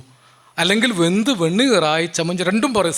സംസ്കരിച്ചാൽ, കത്തിച്ച് കളഞ്ഞാൽ വെന്ത് വെണ്ണീറായി ചമഞ്ഞാൽ ആ വെണ്ണീറേ ഉള്ളൂ. നിങ്ങളെ ശവമടക്കി മണ്ണിൽ കുഴിച്ചിടുകയാണെങ്കിൽ പുഴുക്കൾ തിന്ന് അവ കാഷ്ടിച്ചാൽ ബാക്കിയുണ്ടെങ്കിലേ ഉള്ളൂ. അത് ബ്രാഹ്മണനാണെങ്കിലും അന്ത്യജനാണെങ്കിലും. ജാതി പാർക്കിൽ ഒരു അന്ത്യജനാകിലും വേദവാദി മഹീശ്വരനാകിലും നാവുകൂടാതെ ജാതന്മാരാകിലും. ഇത് പറയുന്നത് എഴുത്തച്ഛൻ്റെ അതേ കാലത്ത് പൂന്താനമാണ്. അത് വളരെ പ്രധാനപ്പെട്ട ഒരു കാര്യമാണെന്ന് ഞാൻ ഓർമ്മിപ്പിക്കുന്നത്. 16-ാം നൂറ്റാണ്ട് മുന്നോട്ട് വെച്ച പ്രധാനപ്പെട്ട ദർശനം മാനുഷികതയാണ്. അന്ന് ഏറ്റവും പ്രധാനമായിട്ടിവിടെ നിലനിന്നിരുന്നത് ജാതി വ്യവസ്ഥയാണ്. ജാതുർവർണ്ണത്തിൻ്റെ വളരെ മോശപ്പെട്ട അവസ്ഥ നിലനിന്നിരുന്നു. ഈ 20-ാം നൂറ്റാണ്ടിൻ്റെ തുടക്കം വരെ അത് നിലനിന്നിരുന്നു. പക്ഷെ 16-ാം നൂറ്റാണ്ടിൽ തന്നെ എഴുത്തച്ഛൻ ഇതിനെ ആ ഉപദേശങ്ങളിൽ പലയിടത്തും നിങ്ങൾ സൂക്ഷ്മമായിട്ട് രാമായണം വായിച്ചാൽ അത്രേ പറയാൻ പറ്റൂ. അതാണ് ഈ ഇത്തരം കാര്യങ്ങൾ പറയുമ്പോൾ പലതും പ്രത്യക്ഷത്തിൽ പറയാൻ സാധിക്കില്ല. അത് ഇങ്ങനെ പൊതിഞ്ഞു പറയുക, ഉപദേശ രൂപേണ പറയാൻ. അതാണ് ഒരു പക്ഷേ അതേ കാലത്ത് പൂന്താനവും. അത് ഈ നിളാതീരത്തിൻ്റെ മറ്റൊരു ഉപലബ്ധിയാണ്. കൂടിയല്ല പിറക്കുന്ന നേരത്തും കൂടിയല്ല മരിക്കുന്ന നേരത്തും മധ്യേ ഇങ്ങനെ കാണുന്ന നേരത്ത് മത്സരിക്കുന്നത് എന്തിന് നാം വൃഥ. ഈ ആശയം തന്നെ മറ്റൊരു രീതിയിൽ പൂന്താനം ചോദിക്കുന്നുണ്ട്.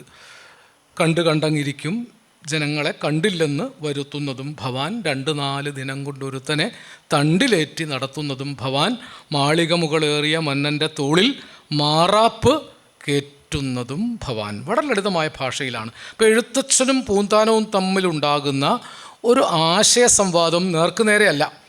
പക്ഷേ അവർ ഒരു പുതിയ ചിന്താ പദ്ധതിയുടെ വക്താക്കളും പ്രയോക്താക്കളുമായി മാറുന്നത് കാണും. അതേ കാലത്ത് തന്നെയാണ് ഇവിടെ ശുദ്ധ സംസ്കൃത മഹാകവിയായിരുന്ന മേൽപ്പത്തൂർ നാരായണ ഭട്ടതിരി ജീവിച്ചിരുന്നത്. ഭാരതത്തിലെ ഏറ്റവും പ്രധാനപ്പെട്ട ഒരു സംസ്കൃത മഹാകവിയാണ് തിരുനാവായ കുറുമ്പത്തൂരിൽ ജീവിച്ച മേൽപ്പത്തൂർ. മേൽപ്പത്തൂരിൻ്റെ നാരായണീയം പോലൊരു കൃതി ഇന്ത്യയിലെ ഇതര സംസ്ഥാനങ്ങളിൽ സംസ്കൃതത്തിലുണ്ടായിട്ടില്ല.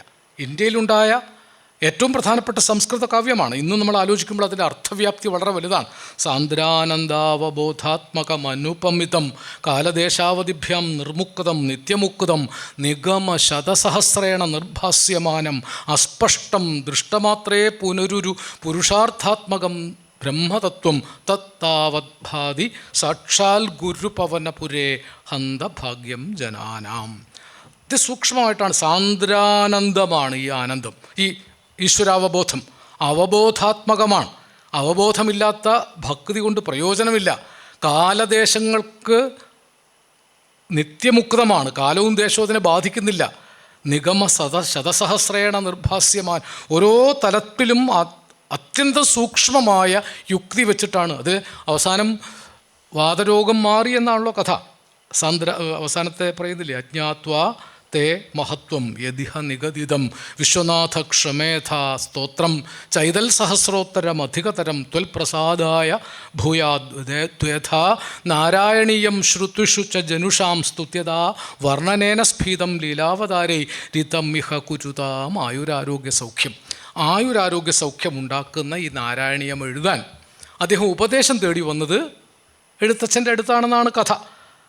എഴുത്തച്ഛൻ അദ്ദേഹത്തോട് പറഞ്ഞത് മീൻ തൊട്ട് കൂട്ടിക്കോളാനാണ്. ഇന്നും അതിനെക്കുറിച്ച് പല വ്യാഖ്യാനങ്ങളുണ്ട്. മത്സ്യാവതാരം തൊട്ട് ഈശ്വര കഥ പറഞ്ഞോളൂ എന്നാണ്. സത്യത്തിൽ യുക്തി വെച്ച് ആലോചിച്ച് നോക്കിയാൽ അന്ന് മീൻ കൂട്ടുന്നവർ ഈ ബ്രാഹ്മണരിൽ താഴെയുള്ള സമൂഹങ്ങളാണ്. അവരുടെ ജീവിതത്തെ കൂടി മനസ്സിലാക്കിക്കോളൂ എന്ന് തന്നെയായിരിക്കും എഴുത്തച്ഛൻ പറഞ്ഞു കൊടുത്തിട്ടുണ്ടാവും അല്ലേ. ഒരു ചെറിയ വിഭാഗത്തിൻ്റെ മാത്രം ചരിത്രവും സംസ്കാരവും പഠിച്ചതുകൊണ്ട് നിങ്ങൾ പൂർണ്ണ കവിയാവുകയില്ല. ആ കാലത്ത് തന്നെ മീൻ തൊട്ട് കൂട്ടുന്നവരും അധമരായി കണക്കാക്കപ്പെട്ടവരുമായ ആളുകളുടെ സംസ്കാരം കൂടി മനസ്സിലാക്കണം. ഇത് വളരെ പ്രധാനപ്പെട്ട വ്യംഗ്യാർത്ഥമാണ്, നിഗൂഢാർത്ഥം. അദ്ദേഹം മത്സ്യാവതാരം തൊട്ട് എഴുതി, പക്ഷേ മീൻ തൊട്ട് കൂട്ടിക്കോളുക, അല്ലെങ്കിൽ മത്സ്യാവതാരം തൊട്ട് പറഞ്ഞാൽ പോരെ, മീൻ തൊട്ട് കൂട്ടിക്കൊള്ളുക എന്ന് പറഞ്ഞതിൽ ഒരു സാമൂഹ്യ യുക്തി കൂടിയുണ്ട്. ഈ താഴ്ന്ന സമൂഹങ്ങളെ മനസ്സിലാക്കുക. ഞാനിത് പറഞ്ഞത് ഈ 3 കവികളെ നമ്മൾ ചേർത്ത് വായിക്കേണ്ടതാണ്. എഴുത്തച്ഛൻ, മേൽപ്പത്തൂര്, പൂന്താനം. ഒരു പ്രദേശത്താണ് ഈ കവികൾ 3 പേരുണ്ടായത്. ഏതാണ്ട് ഒരേ കാലത്താണ്. ആ കാലത്ത് ഇവിടെ മഹാപണ്ഡിതന്മാർ പലരും ഉണ്ടായിരുന്നു. തൃക്കണ്ടിയൂർ അച്യുതപ്പിഷാരടി മേൽപ്പത്തൂരിൻ്റെ ഗുരുനാഥനായിരുന്നു. മാതൃദത്ത ഭട്ടതിരിയും മേൽപ്പത്തൂരിൻ്റെ ഗുരുനാഥനാണ്. 16-ാം നൂറ്റാണ്ടിൽ 15ഉം 16ഉം നൂറ്റാണ്ടുകളിൽ നിളാതീരത്ത് ഗണിതശാസ്ത്ര പണ്ഡിതന്മാരുടെ ഒരു വലിയ നിര വന്നതായിട്ട് കാണാം. കേളല്ലൂർ സോമയാജിപ്പാട് കലനശാസ്ത്രം കണ്ടുപിടിച്ചയാളാണ്. കലനശാസ്ത്രം കാൽക്കുലസാണ്. പിൽക്കാലത്ത് പാശ്ചാത്യ ലോകത്ത് ആവിർഭവിച്ച കാൽക്കുലസിൻ്റെ ആദ്യ രൂപം നിളാതീരത്ത് കേളല്ലൂർ സോമയാജി കണ്ടുപിടിച്ച, അതോ പുതുമന ചോമാതിരോ, അത് തർക്കമുണ്ട്, 2 പേരായാലും നിളാതീരത്തുകാരാണ്, കണ്ടുപിടിച്ച കലനശാസ്ത്രമായിരുന്നു. എന്ന് മാത്രമല്ല, ഈ പ്രദേശത്ത് നിളാതീരത്ത് വടശ്ശേരിയിലത്തെ പരമേശ്വരൻ എന്ന ഒരു ഗണിത ശാസ്ത്രജ്ഞ ഗവേഷകൻ 55 വർഷം നിളാമണൽപ്പുറത്ത് മുണ്ട് വിരിച്ചു മലർന്നു കിടന്ന് നഗ്ന ചക്ഷുസ് കൊണ്ട് വാന നിരീക്ഷണം നടത്തിയിട്ടാണ് ദൃഗ്ഗണിതം എന്ന ഗണിതശാസ്ത്ര പദ്ധതി ഉണ്ടാക്കിയത്. ഇന്ത്യയിലെ ഗണിതശാസ്ത്ര പദ്ധതികളിൽ പ്രധാനപ്പെട്ട ഒന്നായിരുന്നു ദൃഗ്ഗണിതം. അതിനു മുമ്പ് പരഹിത ഗണിതം, അത് വരരുചിയാണ് ആവിർഭവിച്ചത്, അതിന് കാരണമായത്. ഇതൊക്കെ വളരെ ആഴത്തിൽ പോകേണ്ട വിഷയങ്ങളാണ് കേട്ടോ. ഈ വരരുചിയുടെ കാലം 16 നൂറ്റാണ്ട് മുമ്പാണെന്നാണ് യജ്ഞസ്ഥാനം സംരക്ഷ്യം എന്ന കലിദിന സംഖ്യ വെച്ച് പരൽപ്പേരുപയോഗിച്ച് കലിദിനം കണക്ക് കൂട്ടുമ്പോൾ 16 നൂറ്റാണ്ട് അപ്പുറമാണ്. അപ്പോൾ 16-ാം നൂറ്റാണ്ടിന് മുമ്പ് വിജ്ഞാനത്തെക്കുറിച്ചുള്ള ഒരു മാനുഷിക അന്വേഷണം നിളാതീരത്തുണ്ടായിട്ടുണ്ട്. അപ്പോൾ ആ നിളാതീര സംസ്കൃതിയുടെ മാനുഷിക സമഗ്രതയാണ് എഴുത്തച്ഛൻ്റെ കൂടി സൃഷ്ടി. ഞാൻ ഒന്നുകൂടി ചേർത്ത് പറയും, ആ നിളാതീരത്ത് ആധുനിക കാലത്തുണ്ടായ ഏറ്റവും വലിയ മാനവികതയുടെ കഥാകാരനായ MT വാസുദേവൻ നായർ പിൽക്കാലത്ത് തുഞ്ചൻ സ്മാരകം ഏറ്റെടുക്കുന്നതിൻ്റെ പിന്നിലും ഈ നിളാതീര സംസ്കൃതി ലോകത്തിന് നൽകിയ ഒരു ഉന്നത മാനവികതയുണ്ട്. ഇതാരും പറഞ്ഞിട്ടില്ല, ഞാൻ വിചാരിക്കുകയാണ്. അങ്ങനെ വിചാരിക്കുന്നതിലും തെറ്റില്ല. അപ്പോൾ ഈ തീരത്തെ നിളയ്ക്ക് ഇങ്ങനൊരു സംസ്കൃതിയുണ്ട് എന്ന് മാത്രമല്ല, രാമായണ കഥ നിളാതീരത്ത് എത്രയോ കാലം മുമ്പ് പല രൂപത്തിൽ ഉപയോഗിച്ചിട്ടുണ്ട്. ഇവിടെ പുലവന്മാർ നടത്തിയ കൂത്ത്, കവളപ്പാറ മൂപ്പിൽ നായർ തമിഴകത്ത് നിന്ന് കൊണ്ടുവന്ന പുലവരെ കൊണ്ട് കൂത്ത്, പ്രശസ്തമായ കൂത്തുണ്ട്, തോൽപ്പാവ കൂത്ത്. മാൻതോലിൽ സുഷിരങ്ങളുണ്ടാക്കി മാൻപാവകളെ കൊണ്ട് നിഴലും വെളിച്ചവും ഉള്ള ഒരു പ്രതലത്തിൽ, ഒരുപക്ഷെ ലോകത്തിലെ ഏറ്റവും പ്രധാനപ്പെട്ട പെപ്പറ്റ് ഷോ ആണ്. ലോകത്ത് ഉണ്ടായിട്ടുള്ളതിൽ വെച്ച് ഏറ്റവും മികച്ച പെപ്പറ്റ് ഷോ നിളാതീരത്താണ് ഉണ്ടായത്. നിങ്ങൾ തോൽപ്പാവ് കൂത്ത് കണ്ടിട്ടുള്ളവർക്കറിയാം, വലിയൊരു വെള്ള തിരശ്ശീല കെട്ടിയിട്ട് അതിൻ്റെ പിന്നിൽ ഈ പാവകളെ അന്ന് നിലവിളക്ക് കൊളുത്തി വെച്ച വെളിച്ചത്തിലാണ് കളിപ്പിക്കുന്നത്. കാരണം നിഴലിൻ്റെ നാടകമാണ്. അതിനുപയോഗിക്കുന്നത് കമ്പരാമായണമാണ്. കമ്പരാമായണം 12-ാം നൂറ്റാണ്ടിലാണ് ഉണ്ടായത്. അതിന് ശേഷം ഒരുപക്ഷെ 16-17 നൂറ്റാണ്ടിലായിരിക്കും തോൽപ്പാവ കൂത്തുണ്ടായിട്ടുണ്ടാവും. അപ്പോൾ കേരളത്തിൽ നിളാതീരത്ത് ഒരു പ്രധാനപ്പെട്ട കലാരൂപത്തിന് കാരണമാകുന്നതും വിഷയമാകുന്നതും രാമായണ കഥയാണ്. കമ്പരുടെ രാമായണ കഥയാണെന്നേ ഉള്ളൂ. അതുപോലെ തന്നെ കേരളത്തിലെ ഏറ്റവും പ്രധാനപ്പെട്ട സംസ്കൃത നാടകങ്ങളുടെ ഒരു കേന്ദ്രം നിളാതീരത്താണ്. ഞാനിതൊരു പുതിയ അന്വേഷിച്ച് പോകുന്നവർക്ക് വഴിവെക്കാൻ വേണ്ടി പറയാണ്. കിള്ളിക്കുറിശി മംഗലമായിരുന്നു ചാക്യാന്മാരുടെ ആസ്ഥാനം. കേരളീയ കലകളുടെ എല്ലാം ഗംഗോത്രിയായ പ്രാചീന കല കൂടിയാട്ടം, കൂത്ത്, ഇത് രണ്ടും അവിടെയാണ് വളർന്നത്. ഈ കൂത്തിനും കൂടിയാട്ടത്തിനും ഉപയോഗിക്കുന്നത് രാമകഥയാണ്. രാമകഥയുടെ പല ഭാഗങ്ങൾ, പല വ്യാഖ്യാനങ്ങളാണ് കൂത്തിനും കൂടിയാട്ടത്തിനും ഉപയോഗിച്ചത്. അങ്ങനെ രാമായണം വളകൊത്തുന്ന ഈ തട്ടാന്മാരെന്ന് പറയുന്ന സ്വർണ്ണപ്പണിക്കാരുണ്ടായിരുന്നു. രാമായണം വള, രാമായണം കൊത്തിയ ചിത്രവാതിൽ. ഇപ്പം രാമകഥയുടെ പ്രയോഗങ്ങൾ കവിതയിലും സാഹിത്യത്തിലും മാത്രമല്ല, നമ്മുടെ നാടകങ്ങളിൽ, നമ്മുടെ കൂത്തിൽ, നമ്മുടെ കൂടിയാട്ടത്തിൽ, നമ്മുടെ ശില്പവിദ്യയിൽ വരെ പ്രസരിച്ചിരുന്നു. ഇപ്പം രാമകഥ ആദ്യവസാനം പല രൂപത്തിൽ സംസ്കാര സ്വരൂപമായി നമ്മെ ബാധിച്ചു. ഈ സമഗ്രതയാണ് എഴുത്തച്ഛനും സ്വീകരിക്കുന്നത്. എഴുത്തച്ഛൻ അതിന് ശില്പപരമായി വലിയൊരു സൗന്ദര്യം കൊടുത്തു. അദ്ദേഹം ഉപയോഗിച്ച വൃത്തങ്ങൾ വളരെ പ്രധാനമാണ്. കേക, കളകാഞ്ചി, കാകളി, കാകളിയിൽ തന്നെ ഊനകാകളി, ശ്ലഥകാകളി, ഇതാണ് പ്രധാനപ്പെട്ട വൃത്തങ്ങൾ. സുന്ദരകാന്ഡം മുഴുവനായിട്ടും കളകാഞ്ചിയിലാണ്. സുന്ദരകാന്ഡം വായിക്കാറായാൽ പിന്നെ മലയാള ഭാഷ പഠിക്കാൻ വേറെ ഒന്നും പഠിക്കേണ്ടതില്ല എന്നാണ് ഒരു കാലത്ത്, അല്ലേ? സുന്ദരകാന്ഡം വായിക്കാൻ എളുപ്പമല്ല, അത്ര പ്രയാസം നിറഞ്ഞതാണ് കളകാഞ്ചി. പക്ഷെ കളകാഞ്ചി മുമ്പ് വേറെ എവിടെ ഇല്ലാത്തൊരു വൃത്ത. ഞാൻ എൻ്റേതായൊരു അന്വേഷണം നടത്തുമ്പോൾ കളകാഞ്ചിക്ക് ആധാരം നമ്മുടെ തിമിലയാണ്. തിമിലയുടെ പെരുക്കാണ് തകത്ത കിട തകത്ത കിട തകത്ത കിട തകത്ത കിട തത്ത കിട തകത്ത കിട തകത്ത കിട തകത്ത കിട. ഇത് തിമിലയുടെ ഒരു പ്രധാനപ്പെട്ട വായ്ത്താരിയാണ്. വദനമപി കരചരണമല്ല ശൗര്യാസ്പദം വാനരന്മാർക്കു വാൽമേൽ ശൗര്യമാകുന്നു. തകത കിട തകത കിട തകത കിട തകത കിട തത്ത കിട തകത കിട തകത കിട തകത കിട. ഈ വായ്ത്താരി ഇല്ലെങ്കിൽ ഒരുപക്ഷെ കളകാഞ്ചി ഉണ്ടാവില്ല. കാകളി തന്നെയും ഗണകകവിയിൽ നിന്നാണ് സ്വാംശീകരിച്ചത് എന്നാണ് ചില പണ്ഡിതന്മാർ പറയുന്നത്. ഗണകകവി അറിയപ്പെടാതെ പോയ കവിയാണ്. എഴുത്തച്ഛന് മുമ്പ് രാമകഥ ഉണ്ടായിട്ടുണ്ട് കേട്ടോ. രാമകഥ പാട്ട് നിരണം പണിക്കന്മാരുടെയും കണ്ണശ പണിക്കന്മാരുടെയും കണ്ണശ രാമായണം, നിരണം രാമായണം, രാമചരിതം, 3 പാട്ടുകളെങ്കിലും എഴുത്തച്ഛന് മുമ്പ് മലയാളത്തിലുണ്ടായിട്ടുണ്ട്. പക്ഷേ അതിൽ നിന്ന് വ്യത്യസ്തമായി അതൊക്കെയും ഭാഗികമായി മാത്രമേ രാമകഥ പറഞ്ഞുള്ളൂ. എഴുത്തച്ഛൻ അതിൻ്റെ സമഗ്ര ശില്പത്തിലേക്ക് പൂർണ്ണമായി നമ്മുടെ സൗന്ദര്യ വൈപുല്യങ്ങളെ മുഴുവൻ ഉൾപ്പെടുത്തി. അങ്ങനെയാണ് ഒരു പക്ഷേ ഈ വൃത്തം ചന്ദനത്തണലൂടെ മന്ദമാരുതമേറ്റ് ഇന്ദീഷ പാടി വരും സുന്ദരി കിളിപ്പെണ്ണെ. ഇത് ഗണകൻ്റെ വരികളാണ്. ഈ വരികളിൽ നിന്നാണ് ശാരിക പൈതലെ ചാരുശീലെ വരികാരോമലെ കഥാശേഷവും ചൊൽകനീ എന്ന ഒരു പാഠാന്തരം എഴുത്തച്ഛൻ ഉണ്ടാക്കുന്നത്. അപ്പോൾ എഴുത്തച്ഛൻ ചെറിയ ജോലിയല്ല ചെയ്തത്. തൻ്റെ ചുറ്റുപാടുമുള്ള സമസ്ത സൗന്ദര്യങ്ങളെയും കുറുക്കിയെടുത്ത് രാമകഥയ്ക്ക് അലങ്കാര ഭംഗികൾ. എഴുത്തിൻ്റെ സൗന്ദര്യം, എഴുത്തച്ഛൻ്റെ സൗന്ദര്യമാണ് 21-ാം നൂറ്റാണ്ടിൽ നിലനിൽക്കുന്നത്. കുഞ്ഞുകുട്ടൻ തമ്പുരാൻ പറഞ്ഞത് നമുക്ക് എഴുത്തച്ഛനെടുത്ത ഭാഷക്കണക്കെ ശരണം. 19-ാം നൂറ്റാണ്ടിൽ കുഞ്ഞുകുട്ടൻ തമ്പുരാന് എഴുത്തച്ഛനെടുത്ത ഭാഷ കണക്ക് മാത്രമേ ശരണമായിട്ടുള്ളൂ. 2025 എന്നെപ്പോലൊരു കവിക്കും എഴുത്തച്ഛനെടുത്ത ഭാഷ കണക്ക് മാത്രമാണ് ശരണം. എത്ര സൗന്ദര്യത്തോടു കൂടിയാണ് ഓരോന്നും പറയുന്നത്. നിങ്ങൾ സീതാസ്വയംവരമൊക്കെ വായിക്കുമ്പോൾ, സീതാസ്വയംവരത്തിൽ ഞാൻ കഥയൊക്കെ നിങ്ങൾക്ക് അറിയാവുന്നുണ്ട്, കഥ പറയുന്നില്ല. ഇടിവെട്ടിയിടും വണ്ണം വിൽ മുറിഞ്ഞൊച്ച കേട്ട് നടുങ്ങി രാജാക്കന്മാർ ഉരകങ്ങളെപ്പോലെ. ഇപ്പം രാജാക്കന്മാർ നടുങ്ങിയത് പാമ്പുകളെ പോലെയാണെന്ന് വേറെന്തെങ്കിലും ആയിക്കൂടെ? പാമ്പുകളെ പോലെ തന്നെ നടുങ്ങണോ? വേറെന്തെങ്കിലും ജീവികളെ പോലെ നടുങ്ങിക്കൂടെ? പക്ഷെ അവിടെ നടുങ്ങുന്നതിന് വേറെ ഇപ്പുറത്ത് കാര്യം പറയുന്നുണ്ട്. മൈഥിലി മയിൽപ്പേട പോലെ സന്തോഷം പൂണ്ടാൾ, കൗതുകമുണ്ടായി വന്നു ചേതസി കൗശികനും.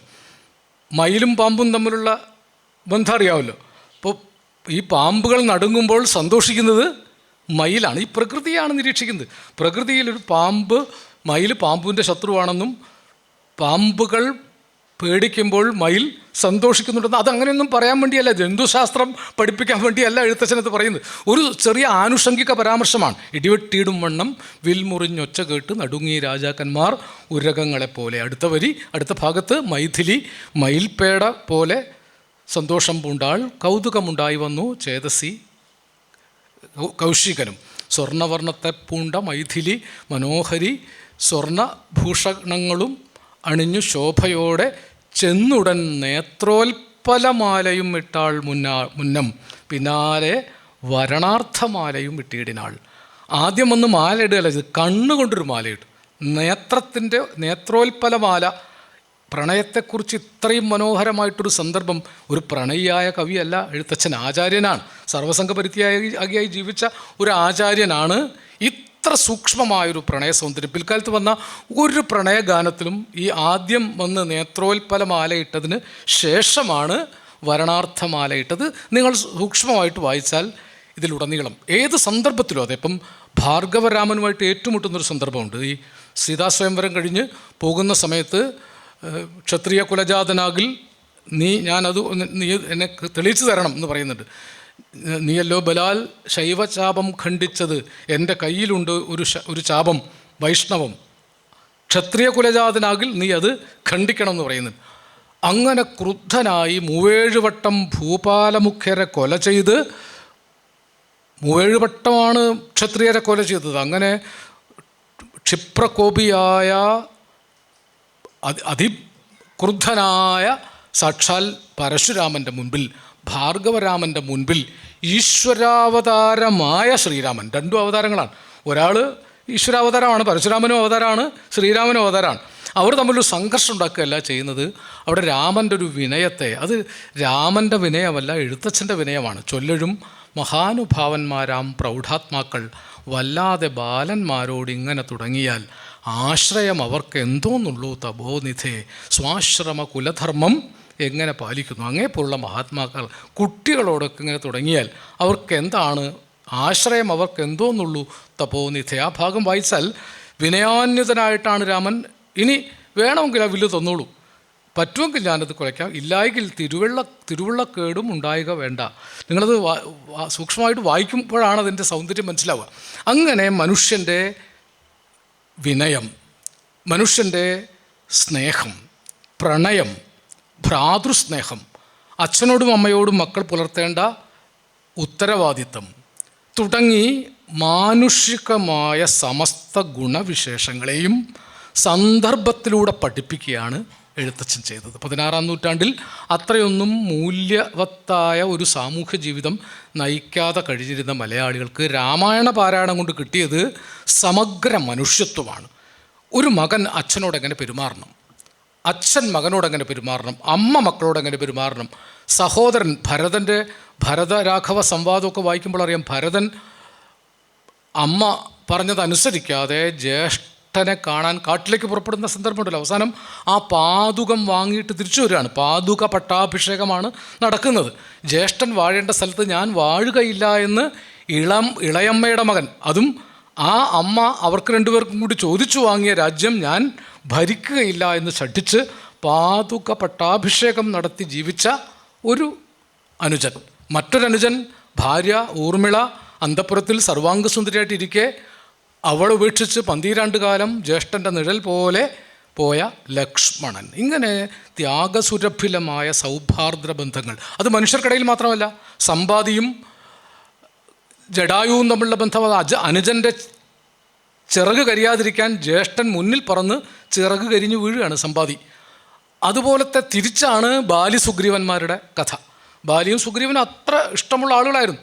പക്ഷേ ബാലി ഒരു മായാവി എന്ന അസുരൻ്റെ യുദ്ധത്തിന് പോയിട്ട് ഗുഹയ്ക്കുള്ളിൽ കടന്നു.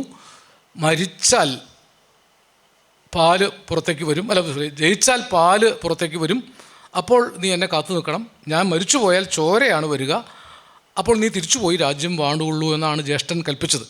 അത് പ്രകാരമാണ് യുദ്ധം നടന്നത്. മാസങ്ങൾ യുദ്ധം നടന്നു. പക്ഷേ ആ യുദ്ധത്തിൽ പുറത്തേക്ക് മായാവി രക്തമാണ് ഒലിപ്പിച്ചത്. മായാവിയുടെ മായ ആയിരുന്നു അത്. അത് കണ്ട് ജ്യേഷ്ഠൻ മരിച്ചു എന്ന് കരുതി പോയി. ആ കഥയൊക്കെ നമുക്ക് അറിയാവുന്നതുകൊണ്ട് വിസ്തരിക്കുന്നില്ല. അങ്ങനെയാണ് ബാലിയും സുഗ്രീവനും തമ്മിൽ തെറ്റുന്നത്. അതുവരെ സുഗ്രീവനും ബാലിയും അത്ര പ്രിയപ്പെട്ടവരായിരുന്നു. രണ്ട് കുരങ്ങന്മാരുടെ സൗഹാർദ്ദ ബന്ധമാണ് പറയുന്നത്.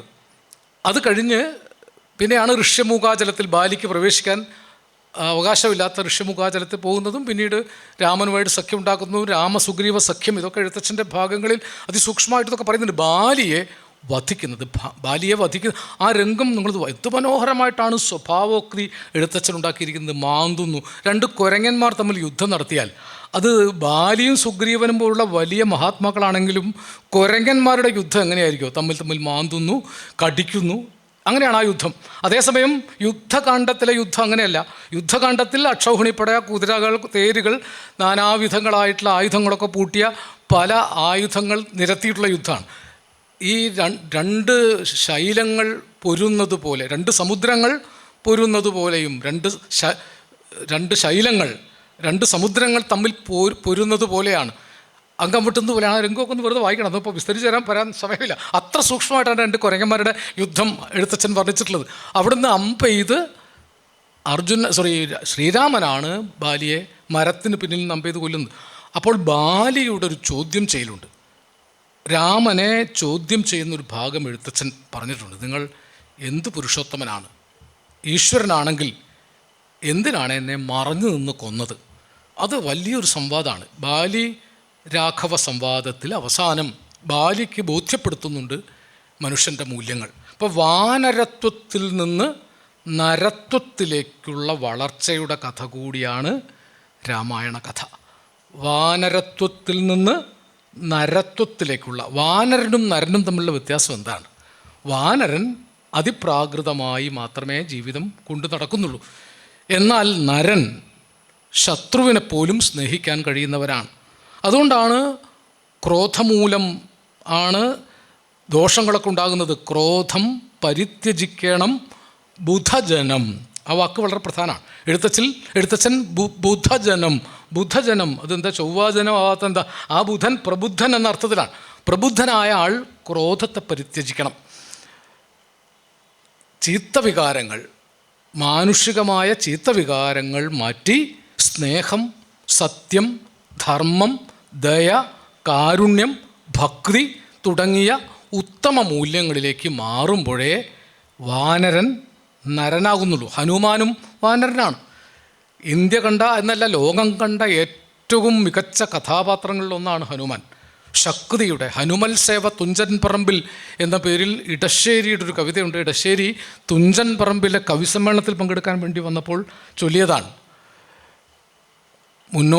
മുന്നോട്ടാഞ്ഞു കുതിച്ചു കയറും ഭവതുന്നത സ്വരൂപം എൻ ധ്യാനത്തിൽ തെളിയാവൂ, എൻ ദുര ചിരഞ്ജീവിയാകുവാനല്ലോ കനിഞ്ഞെങ്കൽ ചേർത്താലും ഗുരോ സേവന മന്ത്രാക്ഷരം.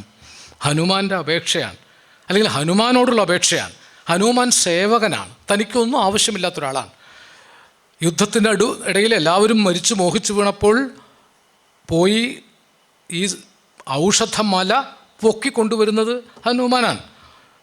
ലങ്കയിലേക്ക് ചാടിക്കടന്ന് ചെന്ന് അവിടെ സീതയുടെ അടുത്ത് ചെന്ന് അവരജനും അഖില കപി കുലബലവുമായി മുതിർന്ന് ആശു വരുവതിനില്ലൊരു സംശയം സുത സജീവ സഹജ സഹിതം ദശഗ്രീവനെ സൂര്യാത്മജാലയത്തിനണ അയക്കും ക്ഷണാൽ.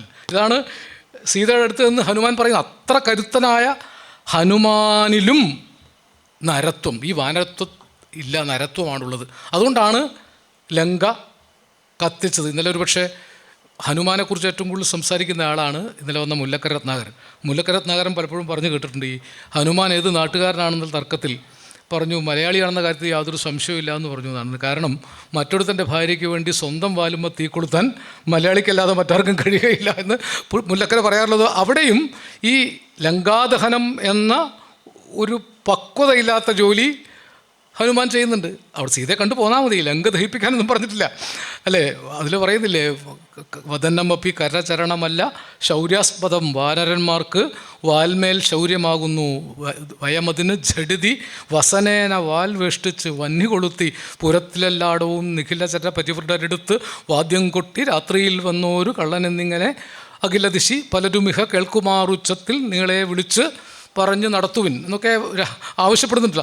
അതിൻ്റെ മനോഹരമായ ഇതൊക്കെയാണ് എഴുത്തച്ഛൻ്റെ വലിയൊരു സൗന്ദര്യം. ഭുവനതല പരിവിമല ദിവ്യരത്നങ്ങളാൽ ഭൂതി പരിപൂർണമായുള്ള ലങ്കയും പുനരനിലസുതനിധി ദഹിപ്പിച്ചുവെങ്കിലും ഭൂതി പരിപൂർണമായി വന്നിത് അത്ഭുതം. ഈ അഖില ലോകത്തെ എല്ലാ സമ്പത്തും കൊണ്ട് ഭൂതിച്ച ഐശ്വര്യം, ഭൂതി പരിപൂർണമായി നിൽക്കുകയാണ് ലങ്ക. ലോകത്തെ ഏറ്റവും ഐശ്വര്യപൂർണമായ നഗരമായിരുന്നു ലങ്കാനഗരം. പക്ഷേ പുനരനിലസുതനിധി ദഹിപ്പിച്ചുവെങ്കിലും, ഈ അനിലസുതൻ വാനരൻ വാലിലെ തീ കൊണ്ട് ദഹിപ്പിച്ചുവെങ്കിലും പിന്നെയും ഭൂതി പരിപൂർണമായി വന്നിത് അത്ഭുതം. നമുക്ക് അത്ഭുതം തോന്നില്ലേ? പരിപൂർണ ഐശ്വര്യം, ഭൂതി ഐശ്വര്യം എന്നേ അർത്ഥമുള്ളൂ. പൂർണ്ണ ഐശ്വര്യത്തോടു കൂടിയ ലങ്ക വാനരൻ ഹനുമാൻ കത്തിച്ചിട്ടും പൂർണ്ണ ഐശ്വര്യത്തോടു കൂടി നിന്നു എന്നാണ് തോന്നുക. പക്ഷെ എവിടെയാണ് യമകാലങ്കാരത്തിൻ്റെ ഭംഗി? ഭൂതിക്ക് വെണ്ണീറ് എന്നൊരർത്ഥമുണ്ട്. ഭൂതി, വിഭൂതി എന്നൊക്കെ നമ്മൾ പറയില്ലേ. അപ്പോൾ രണ്ടാമത്തെ ഭൂതിയുടെ അർത്ഥം വെണ്ണീർ എന്നാണ്. ആദ്യത്തെ ഭൂതി പരിപൂർണ ഐശ്വര്യം, ഭൂതി പരിപൂർണമായുള്ള ലങ്കയും പുനരലിനസുതനിധി ദഹിപ്പിച്ചുവെങ്കിലും ഭൂതി പരിപൂർണമായിട്ട് വെണ്ണീറായി തീർന്നു എന്നാണ്. ഈ യമകാലങ്കാരമൊക്കെ പഠിപ്പിക്കാൻ ഏറ്റവും പ്രധാനമായിട്ട് ഉപയോഗിക്കാവുന്നതാണ്. പണ്ട് നമ്മൾ പഠിപ്പിച്ചിട്ടുണ്ട്, മലയാളം പഠിപ്പിച്ച മാഷന്മാർക്കറിയാം. മാലതീ മലർ ചേർന്നൊരു മാലതീ മാല എന്ന പോൽ, മാല തീജ്വാല എന്ന പോൽ മാലതീ അവനേകുന്നു മാലതീ തുല്യ എങ്ങു നീ. അക്ഷരക്കൂട്ടം ഒന്നായിട്ട് അർത്ഥം ഭേദിച്ചിടുമ്പടി ആവർത്തിച്ചു കഥിച്ചിടിൽ യമകം പല മാതിരി. മലയാളം പഠിപ്പിച്ച മാഷന്മാരുണ്ട്. ഞാൻ മലയാളം പഠിപ്പിക്കാനല്ല, ഇതൊക്കെ ഇതിനകത്ത് ഉണ്ടെന്ന് പറയാനാണ്. കാരണം മാലതീ മലർ ചേർന്ന, മാലതീമാലയല്ല, മാല തീമാല എന്ന പോൽ, മാലതി അവളുടെ പേരാണ്. അത് മാലതി പുഷ്പത്തിന് തുല്യമായിട്ട് ഈ 4 സ്ഥലത്ത് മാലതിക്ക് 4 അർത്ഥമാണ്. അതുപോലെ ഈ 2 ഇടത്ത് ഭൂതിക്ക് 2 അർത്ഥമാണ്. അത്ര മനോഹരമായ ശില്പമാണ് എഴുത്തച്ഛൻ ഉപയോഗിച്ചിട്ടുള്ളത്. ഞാൻ പറഞ്ഞു വന്ന് കാട് കയറി. കാരണം ഈ വാനരത്വത്തിൽ നിന്ന് നരത്വത്തിലേക്കുള്ള യാത്ര എന്നത് സംസ്കാരത്തിൻ്റെ ഒരു ഘട്ടമാണ്. കണ്ണിന് കണ്ണ്, പല്ലിന് പല്ല്, ജീവന് ജീവൻ എന്നിങ്ങനെ പരസ്പരം പോരാടി ജീവിച്ച ഒരു സമൂഹത്തെ ത്യാഗം കൊണ്ടും ക്ഷമ കൊണ്ടും സ്നേഹം കൊണ്ടും സഹിഷ്ണുത കൊണ്ടും ജാതിമതാതീതമായ മാനവികത കൊണ്ടും ഒന്നിപ്പിക്കുക എന്നതായിരുന്നു എഴുത്തച്ഛൻ്റെ അവതാര ലക്ഷ്യം. ഞാൻ അവതാരം എന്ന് പറയുന്നത് തെറ്റായ അർത്ഥത്തിലല്ല, ഒരു കവി എന്ന നിലയിൽ ഒരു അവതാരം തന്നെയായിരുന്നു എഴുത്തച്ഛൻ. എഴുത്തച്ഛനെ ഞാൻ ഇങ്ങനെയൊന്നും വിശദീകരിച്ചാൽ പോരാ. ഓരോ സന്ദർഭത്തിലും എഴുത്തച്ഛൻ ഉപയോഗിച്ചുള്ള ഭാഷയുടെ സൗന്ദര്യം, യുദ്ധവർണ്ണനയൊക്കെ വളരെ പ്രധാനമാണ്. ആദിത്യസ്തുതി വളരെ പ്രധാനപ്പെട്ട. യുദ്ധമാദിത്യ ഹൃദയം ജപിച്ചു നീ ശത്രുനാശം വരുത്തിയിടുക എന്ന് പറയുന്നതിന് മുമ്പില്ലേ കാന്തായ സൗമ്യായ ഘോരായ കാന്തിമതാം ശാന്തായ രൗദ്രായ സൗമ്യായ ഘോരായ. ഇത് ശാന്തായ ഘോരായ, ശാന്തമാണ്, ഘോരം ഒരേ സമയത്ത്, സൗമ്യായ രൗദ്രായ. ഈ 2 അറ്റങ്ങളെ ഒരുമിച്ച് സംഘടിപ്പിച്ചിട്ടാണ് കാന്തിമതാം കാന്തിരൂപായ തേ നമ. ആദിത്യസ്തുതിയോളം സുന്ദരമായ ഒരു കാവ്യഭാഗം മലയാള കവിതയിൽ എഴുത്തച്ഛന് മുമ്പും ഉണ്ടായിട്ടില്ല. നിങ്ങളത് വായിച്ചു നോക്കിയിട്ടുണ്ടോ? എഴുത്തച്ഛൻ ആദിത്യൻ്റെ എത്ര പര്യായങ്ങളാണ് മാലയായിട്ട് വെച്ചിരിക്കുന്നത്. ഇതിൻ്റെ കാവ്യഗുണം വളരെ പ്രധാനമാണ്. എഴുത്തച്ഛൻ്റെ ഈ കവിത സമഗ്ര തലത്തിൽ കാവ്യഗുണം തികഞ്ഞതായിരുന്നു. ഒരു കാവ്യം എന്ന നിലയിൽ രാമായണം, അധ്യാത്മരാമായണം ഇന്ത്യയിലുണ്ടായ മറ്റേതൊരു കാവ്യത്തോടും കിടപിടിക്കാവുന്ന ഭാഷാ സൗന്ദര്യവും കൽപ്പനാ സൗന്ദര്യവും അലങ്കാര സൗന്ദര്യവും തികഞ്ഞതാണ്. എന്ന് മാത്രമല്ല, നരത്വത്തിൻ്റെ മൂല്യസങ്കല്പങ്ങളെക്കുറിച്ച് എഴുത്തച്ഛൻ പലവിധ ചിന്തകളും ഈ കൃതിക്കകത്ത് ഉൽപ്പാദിപ്പിച്ചു. അതിന് അദ്ദേഹം ധാരാളം സംവാദങ്ങൾ, ബാലി രാഘവ സംവാദം, ലക്ഷ്മണ രാഘവ സംവാദം, ജഡായു രാഘവ സംവാദം, സമ്പാദിയോടും പറയുന്നുണ്ട്. ഈ അഹങ്കാരമാണ് എല്ലാത്തിനും കാരണം. ആവർത്തിച്ചതിൽ പറയുന്നൊരു കാര്യം, മനുഷ്യൻ്റെ അഹന്തയാണ് മനുഷ്യൻ്റെ എല്ലാ ദുഃഖങ്ങൾക്കും ദുരിതങ്ങൾക്കും കാരണം. ഞാൻ എന്ന അഹങ്കാരം, അത് എഴുത്തച്ഛൻ ആവർത്തിച്ച് പറയുന്ന ഒന്നാണ്. ആനന്ദ ചിന്മയ ഹരേ ഗോപിക രമണ, ഞാൻ എന്ന ഭാവം അത് തോന്നായിക വേണമിഹ. തോന്നുന്നതാകിൽ അഖിലം ഞാനിതെന്ന വഴി തോന്നണമേ. ഞാൻ എന്ന അഹങ്കാരം തോന്നരുത്. അങ്ങനെ തോന്നിയാൽ തന്നെ ഇതൊക്കെ ഞാനാണ്. ഇത് ഉപനിഷത്തിൻ്റെ കാഴ്ചയാണ്. ഈ പ്രപഞ്ചത്തിലുള്ളത് മുഴുവൻ ഞാൻ തന്നെയാണ്. എന്നെ വലുതാക്കാൻ പറ്റും. അപ്പോൾ ഞാനും ഗോപേട്ടനും, ഞാനും ലക്ഷ്മണൻ മാഷും, ഞാനും കെ വി സോമനാഥനും ഒക്കെ ഒന്നാണ്. അത് അദ്വൈതത്തിൻ്റെ മറ്റൊരു കാഴ്ചപ്പാടാണ്. അഹം ബ്രഹ്മാസ്മി തത്വം അസി, ഞാനാണ് ഈശ്വരൻ, അങ്ങും ഈശ്വരനാണ്, അയമാത്മാ ബ്രഹ്മ. ഈ കാണപ്പെട്ടതൊക്കെ ഈശ്വരന്മാരാണ്. അതിന് വേണ്ടതായിട്ട് എഴുത്തച്ഛൻ എന്നല്ല, ഇന്ത്യയുടെ ഉപനിഷത്തുകൾ പഠിപ്പിച്ചത് പ്രജ്ഞാനം ബ്രഹ്മ, ശുദ്ധമായ അറിവാണ് ഈശ്വരൻ. ഇതെല്ലാ വേദഗ്രന്ഥങ്ങളുടെയും പ്രമാണമാണ്. വിശുദ്ധ ഖുറാൻ തുടങ്ങുന്നത് ദൈവവചനം ആദ്യം അന്ത്യപ്രവാചകൻ മുഹമ്മദ് നബി ഹിറാ ഗുഹയിൽ വെച്ച് കേൾക്കാനിട വരുന്നത് ജിബ്രീൽ മലക്കിൽ നിന്ന് ഇക്ര എന്നാണ്, അല്ലേ? വായിക്കുക, നിൻ്റെ സ്രഷ്ടാവായ നാഥൻ്റെ നാമത്തിൽ വായിക്കുക. പേന കൊണ്ടെഴുതാൻ പഠിപ്പിച്ച അത്യുദാരനാണ് നിൻ്റെ നാഥൻ. എന്നിട്ടാണ് മനുഷ്യരെ, നിങ്ങളെ ഞാൻ ഒരു സ്ത്രീയിൽ നിന്നും പുരുഷനിൽ നിന്നും സൃഷ്ടിച്ചിരിക്കുന്നു. നിങ്ങൾക്ക് വിവിധ ഗോത്രങ്ങളുടെ അടയാള വ്യത്യാസങ്ങൾ തന്നിരിക്കുന്നത് തമ്മിൽ തമ്മിൽ തിരിച്ചറിയാൻ വേണ്ടി മാത്രമാണ്. ഈ അറിവാണ് യഥാർത്ഥമായ അറിവ് കൊണ്ട് ഉണ്ടാവേണ്ടത്. പല വേഷങ്ങളിൽ, പല രൂപങ്ങളിൽ, പല ഗോത്ര അടയാളങ്ങളിൽ കാണപ്പെടുന്നവരൊക്കെ ഒന്നാണെന്നും ഈ ഏകത്വമാണ്. ഏകം സത് വിപ്ര ബഹുധ വദന്തി. ഇത് ഉപനിഷത്തിൻ്റെ സൂക്തിയാണ്.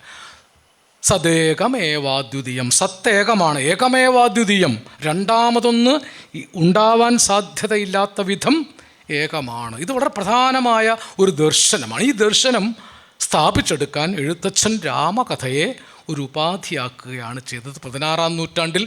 അതുകൊണ്ടാണ് അദ്ദേഹം വധശിക്ഷയ്ക്കൊക്കെ വിധിക്കപ്പെട്ടത്. എല്ലാവർക്കും ഈ അറിവ് കൊടുത്തു. സാധാരണക്കാരന് ഈ അറിവ് കൊടുത്തതാണ് അദ്ദേഹം ചെയ്ത വലിയ സേവനം. ഇത് പറഞ്ഞാൽ ഇങ്ങനെ നീണ്ടു പോകും. ഇതാണെങ്കിൽ ഗൗരവമുള്ളൊരു വിഷയമാണ്. രാമായണത്തിൻ്റെ സമഗ്ര സൗന്ദര്യമാണ്.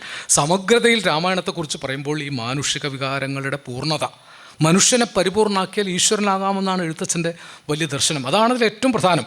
വാത്മീകി പൂർണ്ണ മനുഷ്യനെ കണ്ടെത്തിയെങ്കിൽ ആ പൂർണ്ണ മനുഷ്യൻ ഈശ്വരനാണ്. എല്ലാ മനുഷ്യരും ഈശ്വരന്മാരാണ്. ഇതാണ് വേദാന്തത്തിൻ്റെ കാതലായ. ഇതെല്ലാ മതങ്ങളും പഠിപ്പിച്ചിട്ടുണ്ടെന്ന് പറയാൻ കാരണം മതത്തിൻ്റെ പേരിൽ തർക്കങ്ങൾ ഉണ്ടാകുന്നത് വെറുതെയാണ്. ഇതൊന്നും മനസ്സിലാവാത്തതുകൊണ്ടാണ്. യേശുദേവൻ തന്നെ കാണാൻ വന്ന ഒരു കുട്ടിയോട് പറയുന്നുണ്ട്, ആ മലയിലും ഈ മലയിലും ജെറൂസലേമിലുമല്ല, നിൻ്റെ ഹൃദയത്തിലാണ് സ്വർഗരാജ്യം, അതിൻ്റെ താക്കോൽ അറിവാണ്. യേശുദേവൻ ആവർത്തിച്ച് പറയുന്നുണ്ട്, അന്വേഷിപ്പിൻ കണ്ടെത്തും, മുട്ടുവിൻ തുറക്കപ്പെടും. അപ്പം അന്വേഷണമാണ്. ഈ അന്വേഷണമാണ് നേതി. ഇതല്ല, അത് ഭാരതത്തിൻ്റെ ഒരു കാഴ്ചപ്പാടാണ്. ഇതല്ല, ഇതാണോ, ഇത് മൈക്കാണോ, നേതി ഇതല്ല, അത് മൈക്കാണോ, നേതി അതല്ല. ഇങ്ങനെ ഓരോ നാമരൂപങ്ങളിലും അന്വേഷിച്ച് ഈ നാമരൂപങ്ങളായി കാണപ്പെടുന്നതൊക്കെ ഒന്ന് തന്നെയാണെന്നുള്ള സത്യബോധത്തിലേക്ക് എത്തുക എന്ന സമഗ്ര മാനവികതയെ കവിത കൊണ്ടും ജ്ഞാനം കൊണ്ടും ഉപദേശങ്ങൾ കൊണ്ടും സാക്ഷാത്കരിച്ച യുഗപ്രഭാവനായ ആചാര്യനാണ് ഈ മണ്ണിൽ ജീവിച്ചിരുന്ന തുഞ്ചത്ത് രാമാനുജൻ എഴുത്തച്ഛൻ എന്ന് തൽക്കാലം പറഞ്ഞിട്ട് നിർത്താം. ഒരു ചായയുടെ സമയമായി എന്ന് പറയുന്നുണ്ട്. എന്തെങ്കിലും ഞാൻ പറഞ്ഞതിൽ വ്യക്തത വരുത്തേണ്ടതുണ്ടെങ്കിൽ, എനിക്കറിയാവുന്നതാണെങ്കിൽ ഞാൻ നിങ്ങൾ ചോദിച്ചാൽ പറയാം. ഞാൻ എല്ലാത്തിലും അറിവുള്ള ആളല്ല. ഇപ്പോൾ തന്നെ ഞാൻ പറഞ്ഞതൊക്കെ എൻ്റെ അറിവല്ല. ഇവിടെ നിന്നപ്പോൾ ആചാര്യൻ ചിലത് തോന്നിപ്പിച്ചതാണ്. ഞാൻ വിചാരിക്കുന്നത് എനിക്ക് എന്തെങ്കിലും ഒരു കഴിവുണ്ടെങ്കിൽ അത് ഗുരുത്വം മാത്രമാണ് എന്നാണ്. ഇത്രയേറെ കവിതകളൊന്നും മനസ്സിൽ തയ്യാറാക്കി വന്ന് പറഞ്ഞതല്ല, സ്വാഭാവികമായി ഉണ്ടായി വന്നതാണ്. അതുകൊണ്ട് ഗുരുത്വം മുൻനിർത്തിക്കൊണ്ട് പറയാം. ഈ കാര്യങ്ങളിൽ എന്തെങ്കിലും വ്യക്തത വരുത്തേണ്ടതുണ്ടെങ്കിൽ നിങ്ങൾ ചോദിച്ചാൽ ചായയ്ക്ക് ശേഷം നമുക്ക് സംവദിക്കുകയും ചെയ്യാം. നമസ്കാരം.